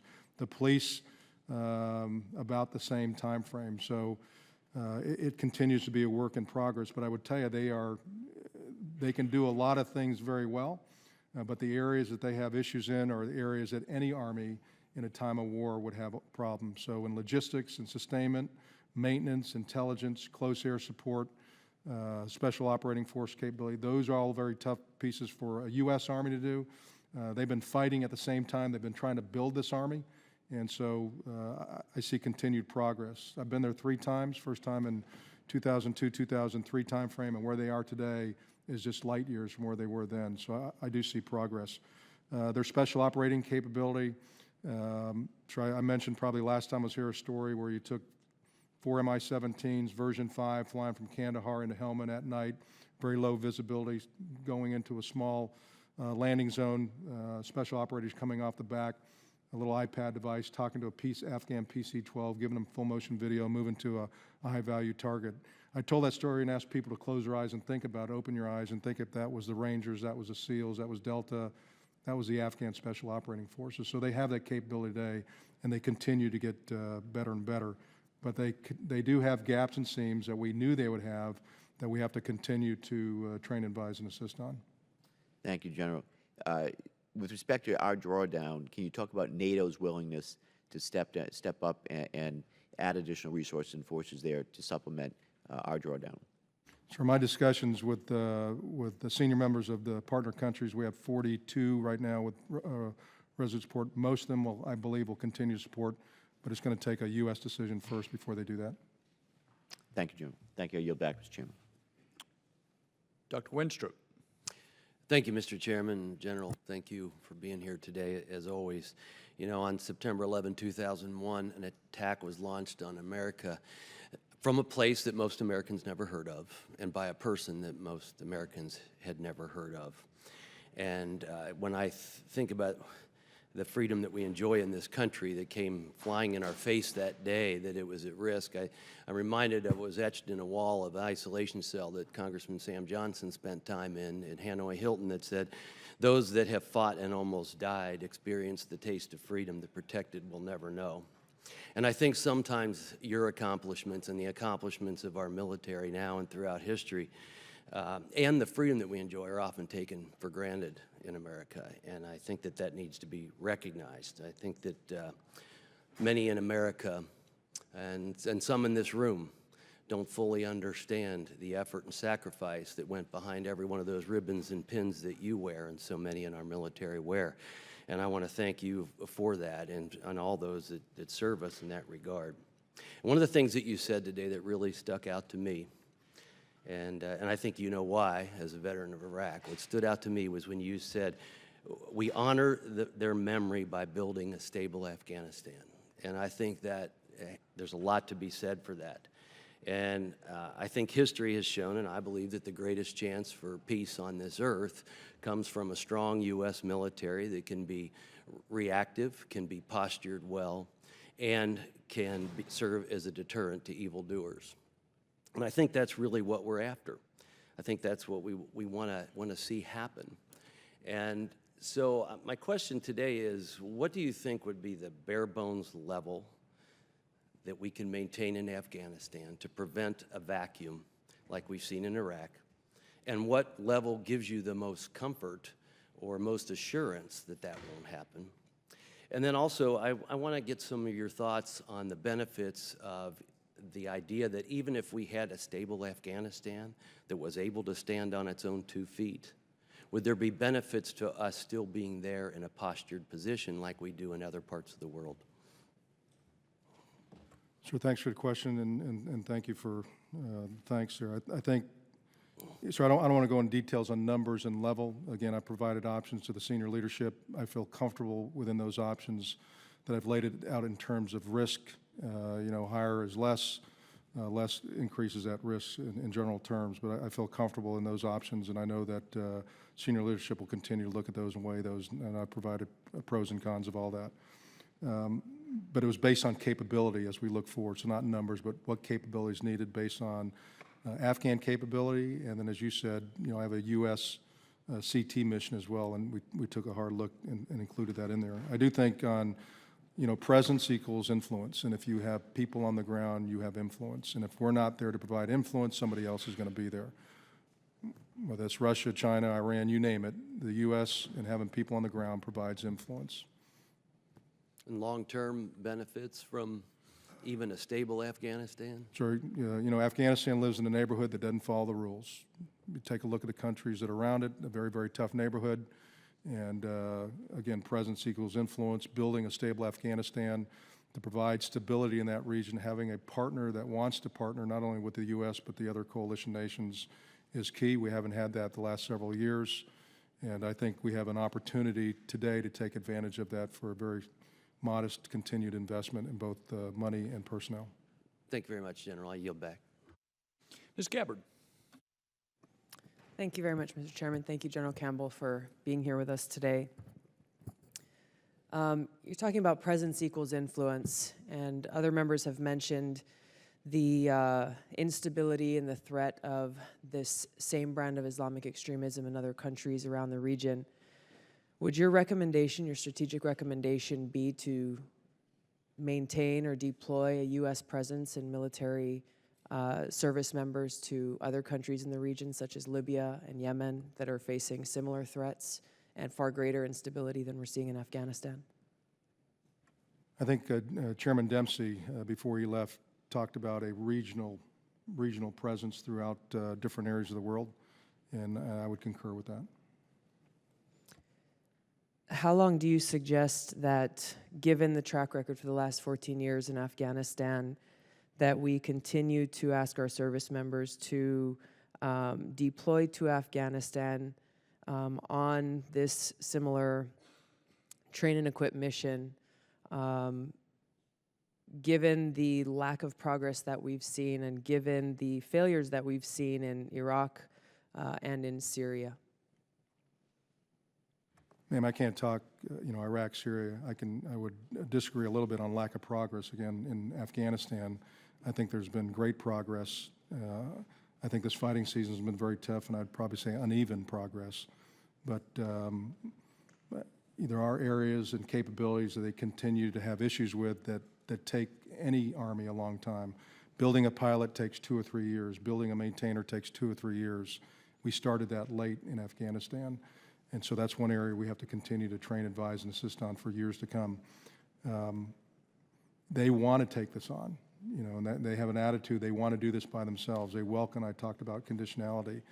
And so I think that we have an opportunity here where we have a willing partner where they want to continue to improve on their own capabilities so they can be a productive country in that part of the region, not only provide for stability and protection for their own homeland and the people there, but also for the region. So you're seeing an open-ended commitment from the United States military to maintain a presence there? I think we have to continually assess that, and as we've done over the last several years, we've gone from about 140,000 down to less than 10,000. The amount of money continues to go down, so I think we've been very good in continuing to assess that to bring that commitment down. I said in my opening remarks, this is not without conditions, and it can't be unlimited forever and ever.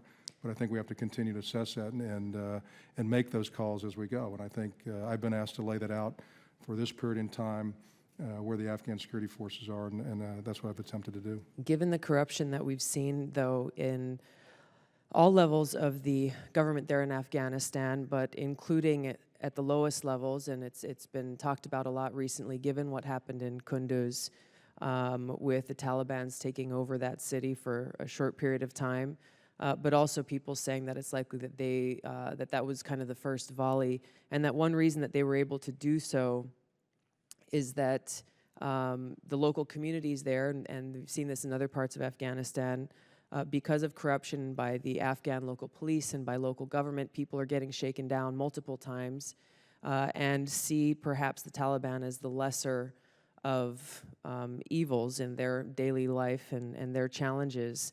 What's being done about stemming out and getting rid of this corruption so that the Afghan folks who you've been training can actually do this without us? Well, thank you for the question. Again, I think President Ghani, Dr. Abdullah, the MOI, the MOD, the senior leadership I deal with every day tries to get after corruption. They understand that that is a huge issue. It's been there for years and years. They're trying to get at it by picking the right leadership, holding them accountable. They're trying to get at it by looking at procurement. They're trying to get at it by providing the right education for their leadership and for the folks that join the Army and the police. You know, I think if you ask most Afghans, they would tell you they don't want the Taliban. The Taliban target, the Taliban kill innocent women and children. The Taliban put suicide vests on little kids and walk them into marketplaces and hold their mother or father hostage, say you're going to blow yourself up.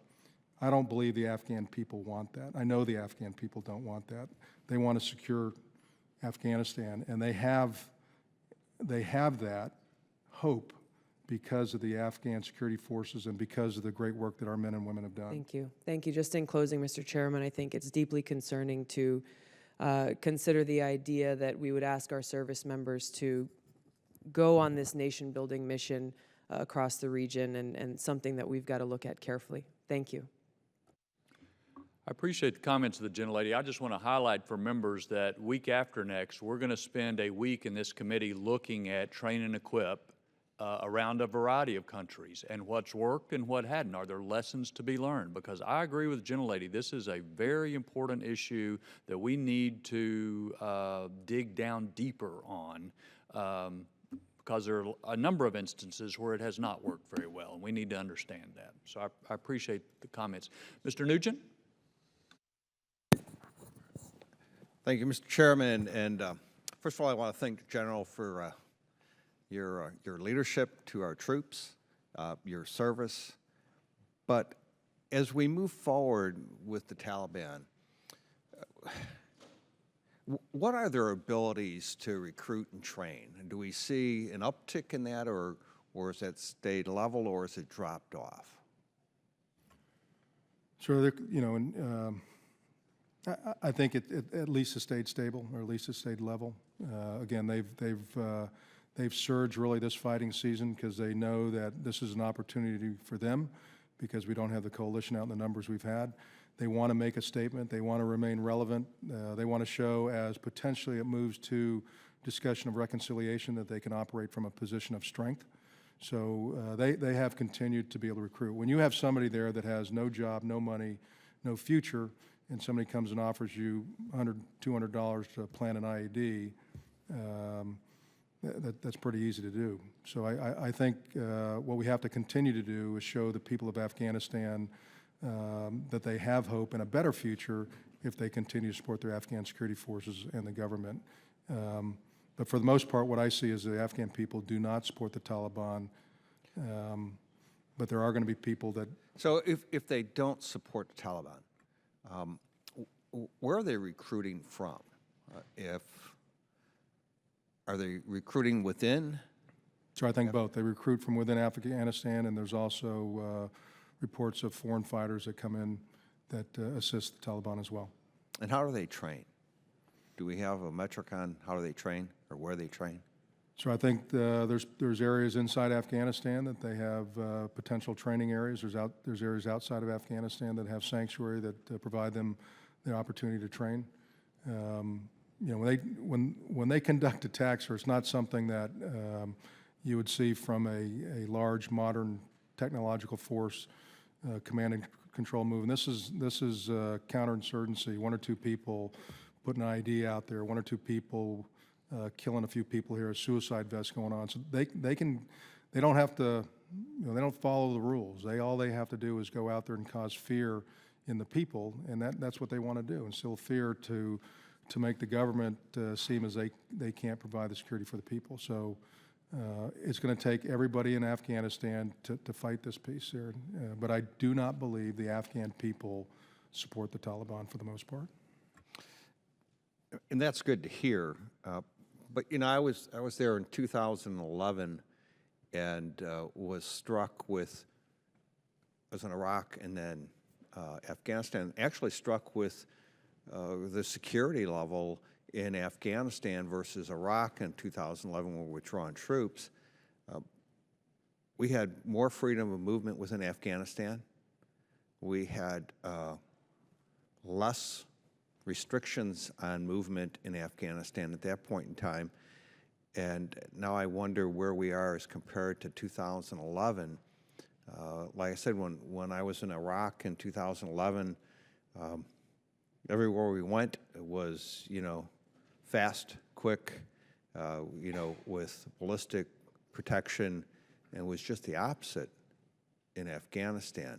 Has that changed? If I go to Afghanistan today, will I see the same type of movements available to us? I got to visit with the Afghan police training facility. So quite frankly, where we were in 11 to where we are today in 2015, we don't have that many areas. So most of the areas that you would have to go to, you'd probably travel by helicopter to it, and you'd land in a small location just based on the downsized number of people we have there. So we don't have a lot of folks that end up driving throughout Afghanistan at all, just based on location, based on the density of people that we have there. As far as the Afghans, I think they continue to have, as I said, freedom of movement on Highway 1, which is a ring road, throughout Kabul. In general, I didn't mean to interrupt, but one last question.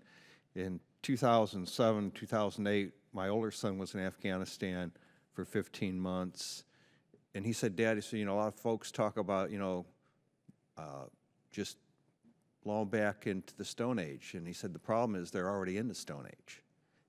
Has that changed at all? Sure, absolutely. I mean, I think especially in the cities, at least, in the outer parts of Afghanistan, you're still going to see people that are living in very limited primitive housing. But inside the city, cell phones, business, internet, you name it, yes, sir, as was mentioned earlier today. Well, thank you again, General. My time's expired. Mr. Moulton. Thank you, Mr. Chairman.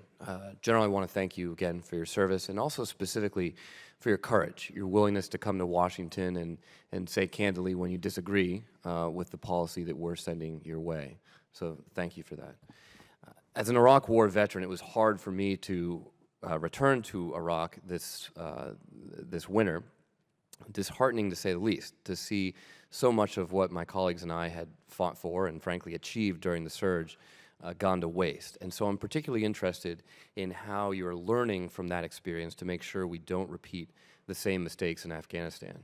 And one thing that I think stands out in particular to me is that it was not just our rapid withdrawal of troops, but our failure to continue to support and influence the Iraqi government that ultimately led to it falling apart. I mean, in many ways, what happened in Iraq was not just the failure of our train and equip mission as far as the troops go. The Iraqi army just put their weapons down and went home, because they had lost faith in a government that had rotted from the inside. And so it was pulling those advisors out of the ministries, out of the Prime Minister's office.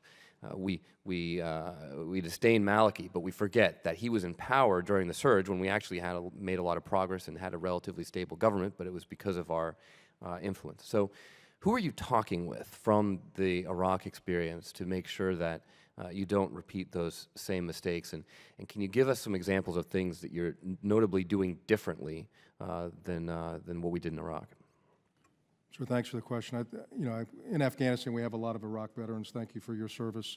So all of them, I think, feel as you do there and want to make sure that we don't make, that we learn from our experience. And so as we do different plans, as we've taken a look at the Security Cooperation Office in particular of what would remain in Campbell, how they did that in Iraq versus how they did that in Afghanistan. Planners got together with planners that had done that in Iraq. They talked, they worked through that, and we made adjustments based on that kind of discussion. So I feel confident that we've been able to take a look, because as you know, the military does ARs or after action reports on everything we do, and so we have to learn by that, and I think we've done that in that particular case. We've also taken a hard look at how we do set up advisor teams, how we can take expeditionary advising teams as we continue to downsize and provide some level of expertise in particular areas, and I think that's helped us. But I think what you said is key, though. The fundamental difference here for me between Iraq and Afghanistan is that you have a government that is a willing partner here, that wants to continue to have a presence from the international community, that favors that wants it, that asks for it, and wants to continue to grow a professional army, a professional police, different than what you saw with Maliki there. I've heard some reports that that government is suffering from a serious brain drain right now, where a lot of talent is leaving. Are you seeing that, and is it a concern? I mean, it's a concern. The overall refugee piece, where young people are leaving Afghanistan, is a concern. It's a concern for both President Ghani and Abdullah. They've both spoken about that. But at the same time, I see great potential with the Army and the police and young men and women that have been trained in the U.S. and the U.K. and Germany, other countries, as they continue to move up and increase responsibility and leadership positions. You know, I see there's some really good talent there. We just got to get them into the right positions. Now, from the outside, we're seeing cooperation between President Ghani and Abdullah. Are they actually sharing power, or is that an area of concern as well? I mean, the national unity government is hard, and I think they have to continue every single day to work at it. The president is the president. There's no doubt, I think, in his mind or Dr. Abdullah's mind who the president is. But I think, again, on policy matters, they continue to work very close on that. There's no daylight between them on there. They work together in the National Security Councils. They work together in the cabinet meetings. But they know there's no other choice here as they move forward. General, one last question following on Mr. Scott's question earlier. Both the chairman and the Secretary of Defense have testified before this committee that using OCO funds to fund the base budget of the Department of Defense is not a satisfactory way to ensure our national security. Do you agree with that position? So what I agree is I've been very fortunate to have the resources and, that I need. I've had the right people trained and equipped, and that is because they've done it by OCO. But as I think everybody's mentioned, it is very hard for any of the services to continue to plan when you go year by year. I think it's just important for you to understand that that is the rationale the President has given for voting against the NDAA. It's the rationale that myself and others who have taken that tough vote have used as well. We hope that we can change that situation by forcing the issue. It's in no way a reflection of our lack of confidence in you and the troops on the front lines. Thank you. Ms. Walorski. Thank you, Mr. Chairman. And General, I again want to thank you for being here, and I so much, to my colleagues' comments here, I so much appreciate your candor. It's really it's just a fresh moment to have a bottom line general come in and basically say, here's what I think to the president. And I guess, a couple of comments that I have is that I think, and I appreciate the gentleman's questions and opinion, but I happen to have the opposite opinion. I think that we're talking about symptoms in here, and I think that we need to remind the American people that over the last few years, certainly in my short tenure in Congress, there really has been a vacuum of foreign policy, and there's been a lot of reactionary things happening. There hasn't been a whole lot of support that I've seen from this administration. And I think that when you have a president that stands up and is willing to volley back and forth politically the entire defense budget, which absolutely has everything to do with the allocation of the good people you get, the money to support them, I think it's very, very dangerous, and I think the American people understand that. And I do appreciate so much your not being able to talk to us specifically about the troop drawdowns. The things I've seen in the media have been anywhere from 1,000 to 5,000 to 8,000. And I guess I really appreciate your comment where presence equals influence. I just want to make sure that we're talking about, for the record, when there is less presence, there's less influence, there's greater risk. And that counts across the board. So that would count with counterterrorism, train, advise, assist, force protection, and missions. Is that not correct? Isn't that what presence equals influence means? The less presence, the greater the risk.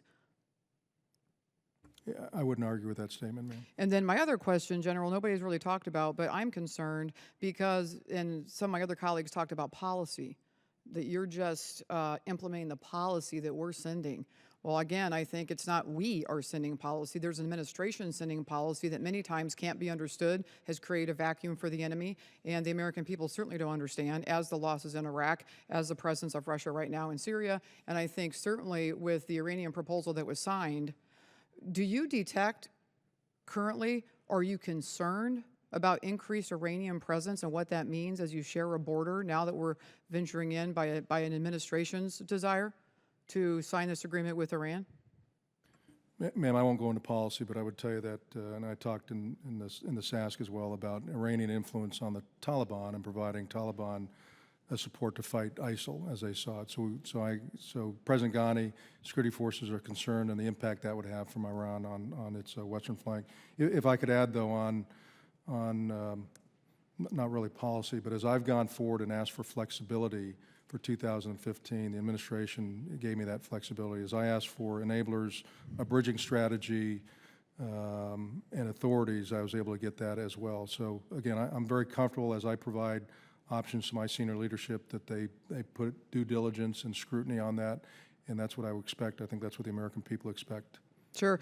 And then just a further question on Iran and the forces that you're suggesting, does that take into account a new level of activity with Tehran and Kabul?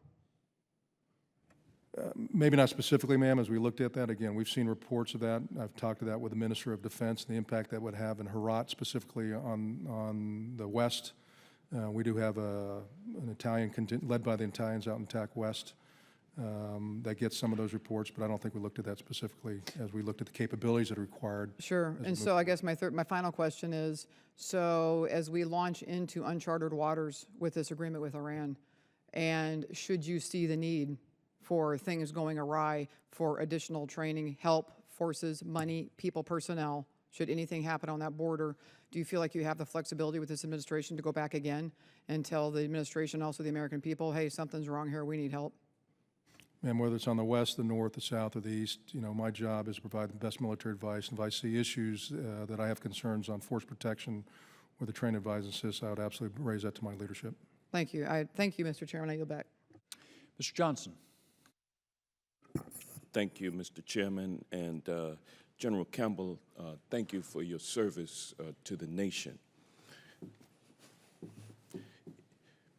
I think Americans are getting tired of being bogged down in Afghanistan. We've been there for 13, 14 years, and it seems that there's no end in sight. It seems like we are doomed to always maintain a troop presence there. And I don't think that that's something that is good for our country. For us to be nation building for forever in Afghanistan. That's exactly what the future holds for us. There is no point in our plans or in the plans of those who want to build the nation of Afghanistan. There is no stopping point. Because whenever you do stop, there's going to be some adjustments that have to be made. So why not make the adjustment now? Why not draw down our troops, if the Russians or the Chinese want to come in and be players over there, good for them. I would think that they would not want to embroil themselves over there. They would probably want to see the locals work everything out. What do you say to that? So I would say that we have continued to redeploy and draw down our forces. We have continued to, we had 300 or 400 different outposts when I was there in 2010, 2011, when we're down to less than 20 today. Yeah. So we have continued to draw down both our forces, and I think we've drawn it down responsibly. So I'm thankful that we've had the ability to do that. So I think as we look forward, what we're trying to do is make sure that we continue to provide the Afghan support where they need it, and we so can you do wanna- that reasonably and responsibly as we continue to draw down. But in the areas that are very tough for them, in the close air support and other areas, having a stable government, having a stable Afghanistan is not only good for Afghanistan, it's not only good for the region, but it's also good for the United States. I understand that, but it just seems like stability is not there, and there'll be no stability in the short term or in the foreseeable future. There won't be any stability with the U.S. presence there, with our 10,000 troops. I mean, do you believe that we should just maintain that force level for the foreseeable future? Or should we think about drawing down even further? Sure. As I said earlier, I've provided options to the senior leadership that weighs up pros and cons of different force levels based on different risk. And I said up front, I don't believe that it should be unconditional, and that it shouldn't be forever and ever, and we have to continue to work through that. If you look at Korea, if you look at Germany and the amount of forces that we continue to have those countries 70 years later, would Korea or Germany be as stable as they are today? Well, that's exactly what the American people are looking forward to with Afghanistan, is a multi-decade presence over there. And if we do maintain ourselves as targets over there, as long as we're supporting the Afghan government, a corrupt government, which does not have the full allegiance of the people, which that is highly factionalized over there. If we maintain our presence over there and being a target for those who just simply want to drive us out, then we're just stuck. And I don't believe that's a good thing for America. So I'm not sure the question, but I don't think they're trying to drive us out. The government wants us there. Well, I think we're getting sick and tired of being sick and tired of the same thing happening over and over again in Afghanistan, and I think it's time for us to look at closing up shop. And with that, I will yield back. Ms. Stefanik. Thank you, Mr. Chairman, and thank you, General Campbell, for your testimony today, for your service, and for your family's support over your decades of service to our nation. Earlier this year, I had the opportunity to participate in a delegation visit to Afghanistan with Mr. Wilson, Mr. Moulton, and Mr. Ashford, my colleagues on this committee. And in addition to meeting with our troops deployed, we also visited with President Ghani. And one of the issues that President Ghani raised was the threat of Daesh within Afghanistan. And in your written testimony today, you state, quote, Daesh has grown much faster than we anticipated, and its continued development in Afghanistan presents a legitimate threat to the entire region. In the last year, we have observed the movement's increased recruiting efforts and growing operational capacity. I wanted to see if you could elaborate on specifically what you're seeing on the ground in terms of that increased recruitment efforts, their operational capacity, and their presence in the 34 provinces in Afghanistan. Well, thank you, ma'am. I'm sorry I wasn't there when you came through. In fact, I was back here, I think, testifying, and thank you for taking the visit. Daesh, or ISIL-KP, continues to be a concern of President Ghani, Dr. Abdullah, the security forces. Pakistan has issues with Daesh as well. I've talked to General Hill about that. I think if you talk to President Ghani about it in terms of recruiting, what he would have told you is Al-Qaeda was Windows 1.0, Daesh is Windows 7.0, and their ability to use social media to get out and recruit.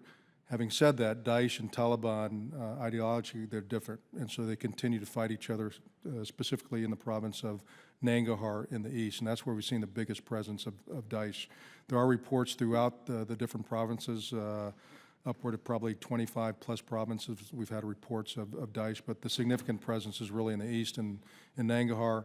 It's down in northern Helmand a little bit, and probably in Saripol and Herat and Gore in the west, but predominantly in Nangarhar. I don't believe today, when I was here in February, March, I would have said it was nascent. Today, I'd say it's operationally emergent. So we have to continue to watch. We have to continue to make sure that the Afghans apply pressure on ISIS or Daesh to make sure that doesn't continue to grow. As you know, they are very barbaric, brutal, and they've shown instances of that in Afghanistan as well by cutting off heads of captives, by kidnapping, by taking men and women, throwing them on a pile of IEDs and blowing that up. So again, the Afghan people have no time for Daesh there, and the Afghan security forces want to continue to go after that. What is your assessment of Afghanistan's approach to countering recruitment efforts? You talked about Daesh's successful social media, which we're seeing throughout the Middle East today, and frankly, globally. What is your assessment of what President Ghani and his administration are doing in countering that? I think a lot of it is the educational piece. They're trying to work that in the universities. They're trying to work that through radio, TV, campaign ads, and showing the benefits of having a unity government supporting the Afghan security forces. I don't think, for the most part, they have to. Well, they show video of how brutal Daesh is. That really just turns the people away. So they have to continue to work that very hard. I think they've done a good job at that, and they'll continue to try to work together both with the Resolute Support Forces on the ground and the neighbors in the region. President Ghani's approaching this really from a regional standpoint and has said, we can't, we're fighting Daesh, we're fighting this for the entire region, we got to continue to reach out. And they'll hold a conference here, I think the end of October timeframe, where they bring in all the operational and the intelligence arms of all the surrounding countries to talk specifically about Daesh and how they can combat that together. Thank you very much. I yield back. Mr. Aguilar. Thank you, Mr. Chairman. I appreciate it. General, appreciate you being here.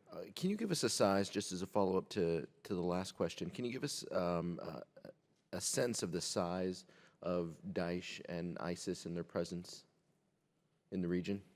You talking about just a number, sir? Yes, sir. This would be, this would be a guess, but open source reporting would be anywhere between 1,000 and 3,000. And your best guess on what that will look like in the next few years if not managed or contained?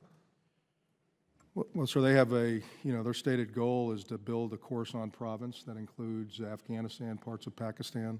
They want Jalalabad out in the east to be the capital of the Khorasan province, so they're going to continue to fight hard in Nangarhar. They want to spread that north up into Kunar and Nuristan. And unchecked, they'll continue to grow a base. But I do believe the Afghan security forces understand this. There's operations ongoing today that are going after Daesh in Nangarhar by both the Army and the police in the 201st Corps, which is based in Nangarhar. We've understand and we've read that some members of the Taliban have gone over toward these networks. Can you give us a sense, because of the change in leadership, can you give us any other discussion or comments about other reasons why they have made that transition? Yeah, I think a lot of it, there's been a lot of TTP, Pakistan Taliban, that has switched over. There's been regular Taliban that have switched over or have at least publicly expressed allegiance to ISIL, Daesh. I think some of it is they think they're going to get more resources. They look at it as maybe more media attention. And so I think for a lot of these reasons, you have some folks that don't want to come back into the government, that don't want to reconcile, that want to continue to fight, and they'll join something new like Daesh that's coming up there. And they see what's happening in Iraq and Syria. And for whatever reason, why somebody would want to do that, I couldn't tell you. But they see that as something they want to do, and they continue to join that. But again, I think from a regional standpoint, President Ghani, Dr. Abdullah, General Raheel, they want to fight this. They want to continue to get it now before it grows out of control, as you talked about. Thank you, General. Appreciate it, Mr. Chairman. I'll yield back. Thank you. Mr. Knight. Thank you, Mr. Chairman. Thank you, General, for your service. I just had a couple quick questions. Can you give me an idea of the definition of train and assist? When we went, I went over to Poland and some other countries with the chair and other members, and I was thoroughly impressed with the Polish soldiers and the interaction that we had with U.S. forces. So can you give me an idea of what train and assist means for the Afghans? What's going to happen when they're done, when they're through with their training? What can we expect from them? How they're going to interact? Those types of things. Sure, thanks for the question. Again, the numbers that we have right now, as the chairman asked me early on, we're really working on the ministerial level, and at the ministerial level, we're focusing on what we call 8 essential functions. So in the intelligence realm, in the planning, programming, budgeting, execution realm, transparency and accountability, sustainability, intelligence, strategic communications. What we do at that area is our trainers are now really our new weapon systems, and we have much more senior folks. So where this war would have been about privates and captains and sergeants, lieutenants, our advisors are more senior, generals and lieutenant colonels and colonels and great senior civilians. And they're trying to bring this technical expertise to build the capacity of the Afghan ministry, so in the interior and the defense. We don't have people at their basic training. We don't have people providing them, marksmanship training. They do all that themselves. Okay. So the Afghans, for the most part, do all their own training, EOD training, all of that. The technical areas that they don't have the expertise, in the maintenance areas, in pilots and growing their Air Force, that's where we continue to have to do the train, advise, and assist. Okay, very good. And, with the recent issues with Russia, and their strikes in Syria, can you give me an idea of the level of maybe the weekly or monthly interaction that you get with, and I'll use different terms than I'm sure are used now, but maybe between USARA commanders and people of that level, that the 4 stars are going to get together and talk about what's happening in the region. I know that this region is quite a bit to the west of you, but it is going to affect maybe what happens in Afghanistan, maybe what happens in, now that we're getting strikes from the Caspian Sea. I would expect that there are kind of connective interactions between the commanders, between what's happening now. So I talk to General Austin, who's the CENTCOM commander, several times a week. I do have email and video teleconference and telephone conversations with General Breedlove, who's SACEUR. I've talked to General Rodriguez, the AFRICOM commander. I know that AFRICOM, EUCOM, and CENTCOM talk quite frequently to understand, because, as I said up front, terrorism has no boundaries. Correct. So very good relationship between the combatant commanders there.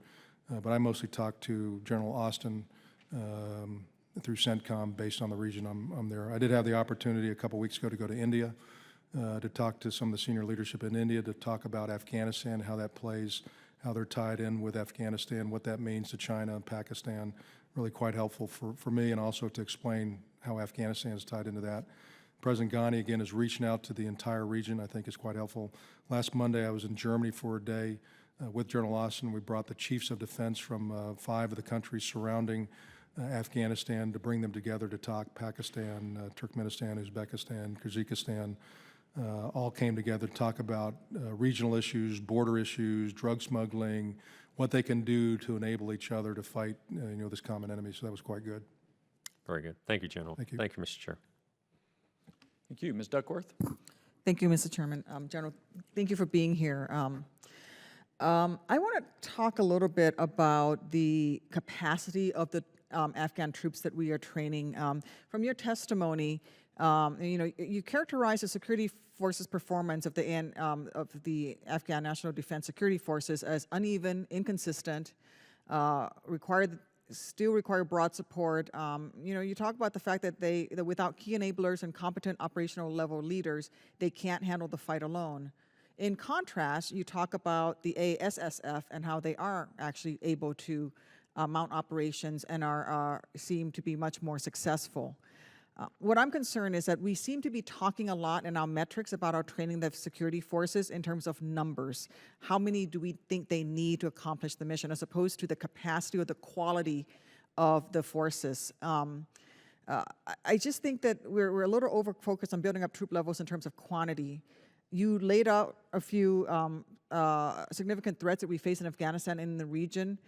So as the President evaluates what right troop and advisor levels are, could you explain what the primary issues and variables are that continue to plague the security forces' ability to carry out its mission independently, and compare that to the ASSF, who seem to be able to have the capacity to do this on their own? Thank you, ma'am, for the question. I was very tough on the Afghan security forces in my written comments there, and I've talked to the Afghan partners about all of those. And again, you have to have that type of relationship to be able to continue to improve, and I value that with both the MOD and the MOI.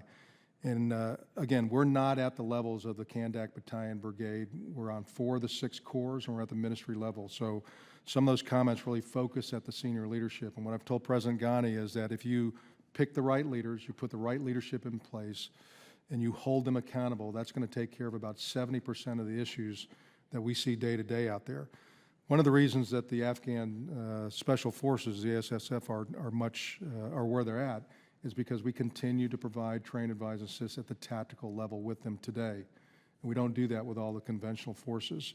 They also have the ability, based on their size, much smaller, and the training that they go through, that they have a very good force generation cycle. So they're able to go training, they're able to take some leave, and then they know they're going to go into the fight. For the most part, in the rest of the police and the rest of the operational force, they don't have that. So if you're down in Helmand and you've been there for 3 years, you've probably been in a consistent fight for 3 years. And you've had very little opportunity to train, you've had very little opportunity to take leave. And they're really working hard at trying to figure out how they can work this force generation cycle into the conventional side. And they really want to get after that as one of their priorities if they have sort of a winter lull after this fighting season. I think if they can get there, their performance would continue to improve. They have some very good young leadership at the captain, the lieutenant colonel level. They got to continue to progress. They need more experience. So although I was very, very tough in some of the words there, I do believe that they continue to improve and that they're very resilient. And with continued time, they'll get much, much better. So would one of the key contributing factors to their high AWOL rates and this lack of sufficient force generation level? And then I'll just ask my second question. You can take the rest of the time to answer them. Since it is Throwback Thursday, I'm going to use an old-fashioned term. I do feel like that there's a real lacking in the Green Tab leadership training that's going on here, that those frontline leaders, because in your testimony, you talk about the fact that when they do execute deliberate cross-pillar operations that are planned and resourced, they're actually successful. So what is going on there? We have the high AWOL levels at that Green Tab leadership, the young, even more junior than your lieutenant colonels, but even younger than that. Is that what's going on, the company grade folks? Yeah, I think you're absolutely right. The attrition level, or a lot of the reason because of the attrition in the AWOL, is because of poor leadership. They don't have sergeants, they don't have company commanders, platoon leaders that know everything about them and take their welfare into consideration like we do back in all of our services here. They don't have that non-commissioned officer corps. We're trying to build that. That's the backbone of all our services that would look after those type of things. So they're working on that. And then, as you said, the force generation cycle, if they got that better, that would reduce the level of attrition as well. What we are trying to do on the leadership piece is, and I know you'd be familiar with this, on pre-command course. So we've initiated a pre-command course for their lieutenant colonels. Before you're a battalion commander, you have to go through a leadership pre-command course. Before you're brigade commander, you have to go through the same thing. We've started, have not run yet, a capstone type course for their general officers, and that'll get initiated. So the human capital and leadership piece, we have to continue to work. It's year 14, though. We have, I don't know how many more years we can keep doing this, but thank you for your testimony. I yield back. Mr. Russell. Thank you, Mr. Chairman. I guess as I look at these colors on the wall behind us, on them are 11 streamers from the Philippine campaign. And from 1899 to in the mid 1913 to 15 period, is when those 11 streamers were earned. And we debated these same things in this Congress about the worthiness of, can we train the Philippine constabulary? Can we track down Emilio Aguinaldo and bring him to justice? Can we deal with the insurgents and the moral warriors? Can we? And yet, we did. We transitioned the government successfully. We did capture Emilio Aguinaldo and execute him, bring him to justice. We saw our warriors achieve all of that despite what we here in the halls of Congress often question. I look back on 9/11. At that time, 2/3 of the country was under the control of the Taliban. Very little of it was under the hands of anyone that had freedom. Girls weren't allowed to go to school, couldn't fly a kite. It was haram to play a radio or to play chess in Kabul. I remember it. We've seen successful elections in the transition of government successfully. I remember working with the British 2nd Parachute Regiment and 3rd Special Forces when the Afghan National Army was nothing but 600 people that showed up. And now we see 150,000. And Mr. Chairman, what strikes me is that, isn't it wonderful that we're debating 150,000 troops in the field and their capacity for intelligence and command and control and complex operations in an urban and rural environment. Thank God we've reached that point to get to that point, and that we're having the debate and this discussions, and it's due to warriors like this that are sitting before us that makes that possible.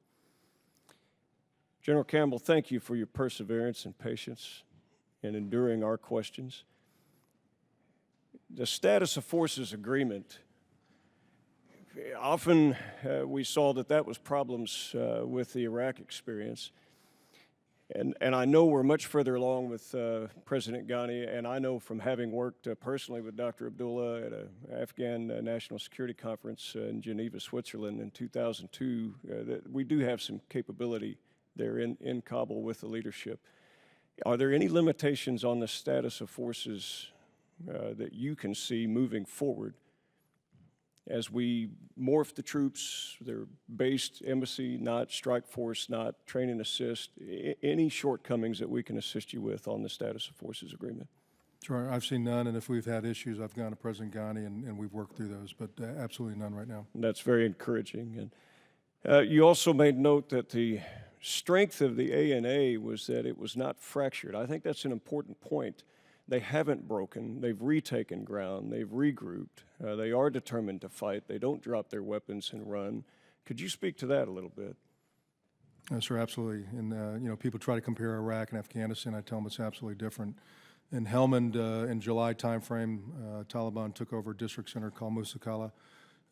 It took the Afghans a little bit of time to reorganize. They changed out some leadership. They put a battalion commander in jail because he ran, so they did make the right corrections. They resupplied, they got back into Musakala, took over the district center.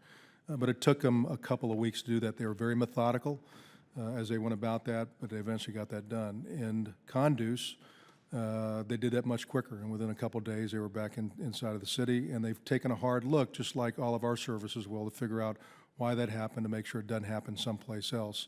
And that's a sign of a professional army, a professional police, and a sign of a government that wants and cares for their security forces. Quite frankly, President Ghani is a commander-in-chief, and that's different than what we've had there before. Well, and I appreciate that. In fact, I think about our own history in the United States Army. 40 years after our formation, we broke and ran and left this Capitol exposed in 1812, and it was set on fire. I'm glad that our nation didn't give up on us at that time. The authority to strike Daesh, are you allowed any independent, or are there any prohibitions on your command level to strike Daesh independently, or does it have to go through the Afghan structure? So I can strike insurgents if they're a force protection issue to our forces. Thank you, and thank you, sir, for your dedicated service to our nation. Thank you, Mr. Chairman. I yield back. Thank you. Ms. McSally. Thank you, Mr. Chairman. General Campbell, good to see you again. Thanks for your continued service to our country and everything you're doing in Afghanistan. It was great to see you in May when we were over there on the congressional delegation. I know the current situation with the hospital is under investigation, but I wanted to just ask about the targeting process in general. Since the last time I was over there in uniform with my A-10s, we were, and when my time in the Air Operations Center, we would usually strike under two different circumstances, either counterterrorism, dynamic targeting, in which case decisions and positive identification and collateral damage, all that stuff was done back at the headquarters with approval to then strike, or we were under a Joint Terminal Attack Controller's control, a JTAC, in close air support. And obviously we had U.S. troops very much deployed all over the nation in that time, but even sometimes the JTAC was back at headquarters and not, in the fight that we were hitting, but they were still the ones that were, calling those shots and making sure we had the PID and the collateral damage assessment. Can you just walk me through what and maybe this is not in the setting, maybe a classified answer, what the targeting process is right now, both if it's just on the U.S. side, but also if, the Afghans are asking for support, how do we go through that and make sure we have PID and CDE? And do you see any, I can imagine you see challenges as we have less forward presence in being able to get that PID and CDE done correctly. So if you could just share that. And again, if you need to talk classified, we can do that afterwards. Ma'am, I'd rather go to a classified session and give you that. I would say that we continue to ensure that we have PID. We're very, very precise. And, it's very rigorous. And so I can cover all those in the class. Great. I mean, but is it safe to say that with the troops being pulled back more to centralized locations and less numbers, that it's just more challenging for us to get that good intel in order to reach PID? It may be more challenging, but, that means I would not Absolutely. drop. I totally agree with that. Great. So it just becomes more of a challenging situation. And what about if the Afghans ask for support? Again, we can just want to talk about that in classified setting. No, as I said up front, if the Afghans ask for support like they do almost every day, then it still has to go through our process. Yes, okay, great. Thank you. When we talked to you in May, there was some setbacks, I would say, or delays in moving some of the things forward that we were trying to do with the ANSF because of the fragility of the unity government being formed and some delays, and obviously sitting a defense minister, and a lot of that seemed to have brought some things to a standstill. Similarly, the uncertainty as to whether we were going to be there and how long we were going to be there and at what time we were pulling out was creating, when we talked to individuals in the Afghan security forces and parliament and others, that uncertainty was creating a lot of angst and just delaying a lot of things that we were trying to move forward. Has anything changed since we talked in May, and have things gotten better? I think in some areas better, some they're about the same. I think on the Ministry of Defense, although Minister Standingseye is an acting minister, he has really taken charge. I got great trust and confidence in him. He's got a great vision for the future of the Ministry of Defense. We all thought that he would be the minister, and on July 4th, he didn't get through the Parliament, but he has been in an acting capacity. He's doing quite well, and I think it would do good for the Parliament there to ensure that Minister Standingseye continues to serve in that position. In other areas, there have been some holdbacks waiting for. I mean, there's going to be people that are waiting to find out where the U.S. is going to go post 2016. I think they're pretty comfortable for 2015 into 16, but after that, we do get a lot of questions on that. Great, thanks. What else can we do to help build the Afghan National Air Force and the close air support capability that they need? Is there something else you need from us, whether it's authorities, resources, platforms? I know you've touched on it in your testimony, but can you just share what else we need to do to be able to, because if they don't have CAS, then obviously that's a significant shortfall for them. Right, I think everybody back here, OSD, everybody's working very hard to get after that. So part of it's just going to take time. It takes 2 to 3 years to get a pilot through. Right. Afghanistan understands they have to make some tough decisions, kind of left of the boom. So 2 or 3 years out, they got to put the right number of people in with the right training to get through pilot training. And if they don't make those decisions now, it's going to take longer and longer. So we work with them very hard on that. But I think everybody's working hard to get there. There are some restrictions that inhibit or have inhibited in the long haul on their Mi-35s and Mi-17s we're all working through. Quite frankly, when they started the fighting season, they had 5 Mi-35s. Today they have 2. And at the end of this fighting season, just based on structural integrity of the aircraft, they won't be able to fly. And they'll be down to Mi-17s, which are not designed to be a close air support platform. We do have MD-530 Little Bird helicopters coming in. And as soon as we get the fixed wing aircraft that we talked about earlier, the A-29, that will help. But we're taking a holistic look at what they really need based on the continued fight, wear and tear, the attrition level of the aircraft, that kind of thing. Great, thanks. And again, thanks to you and your family for your continued faithful service to the country. I yield back. Thank you. General, appreciate you patiently answering all of our questions. More importantly, I very much appreciate you and those who serve with you for what you do every day to protect the security of our nation by working with the Afghans and in other ways.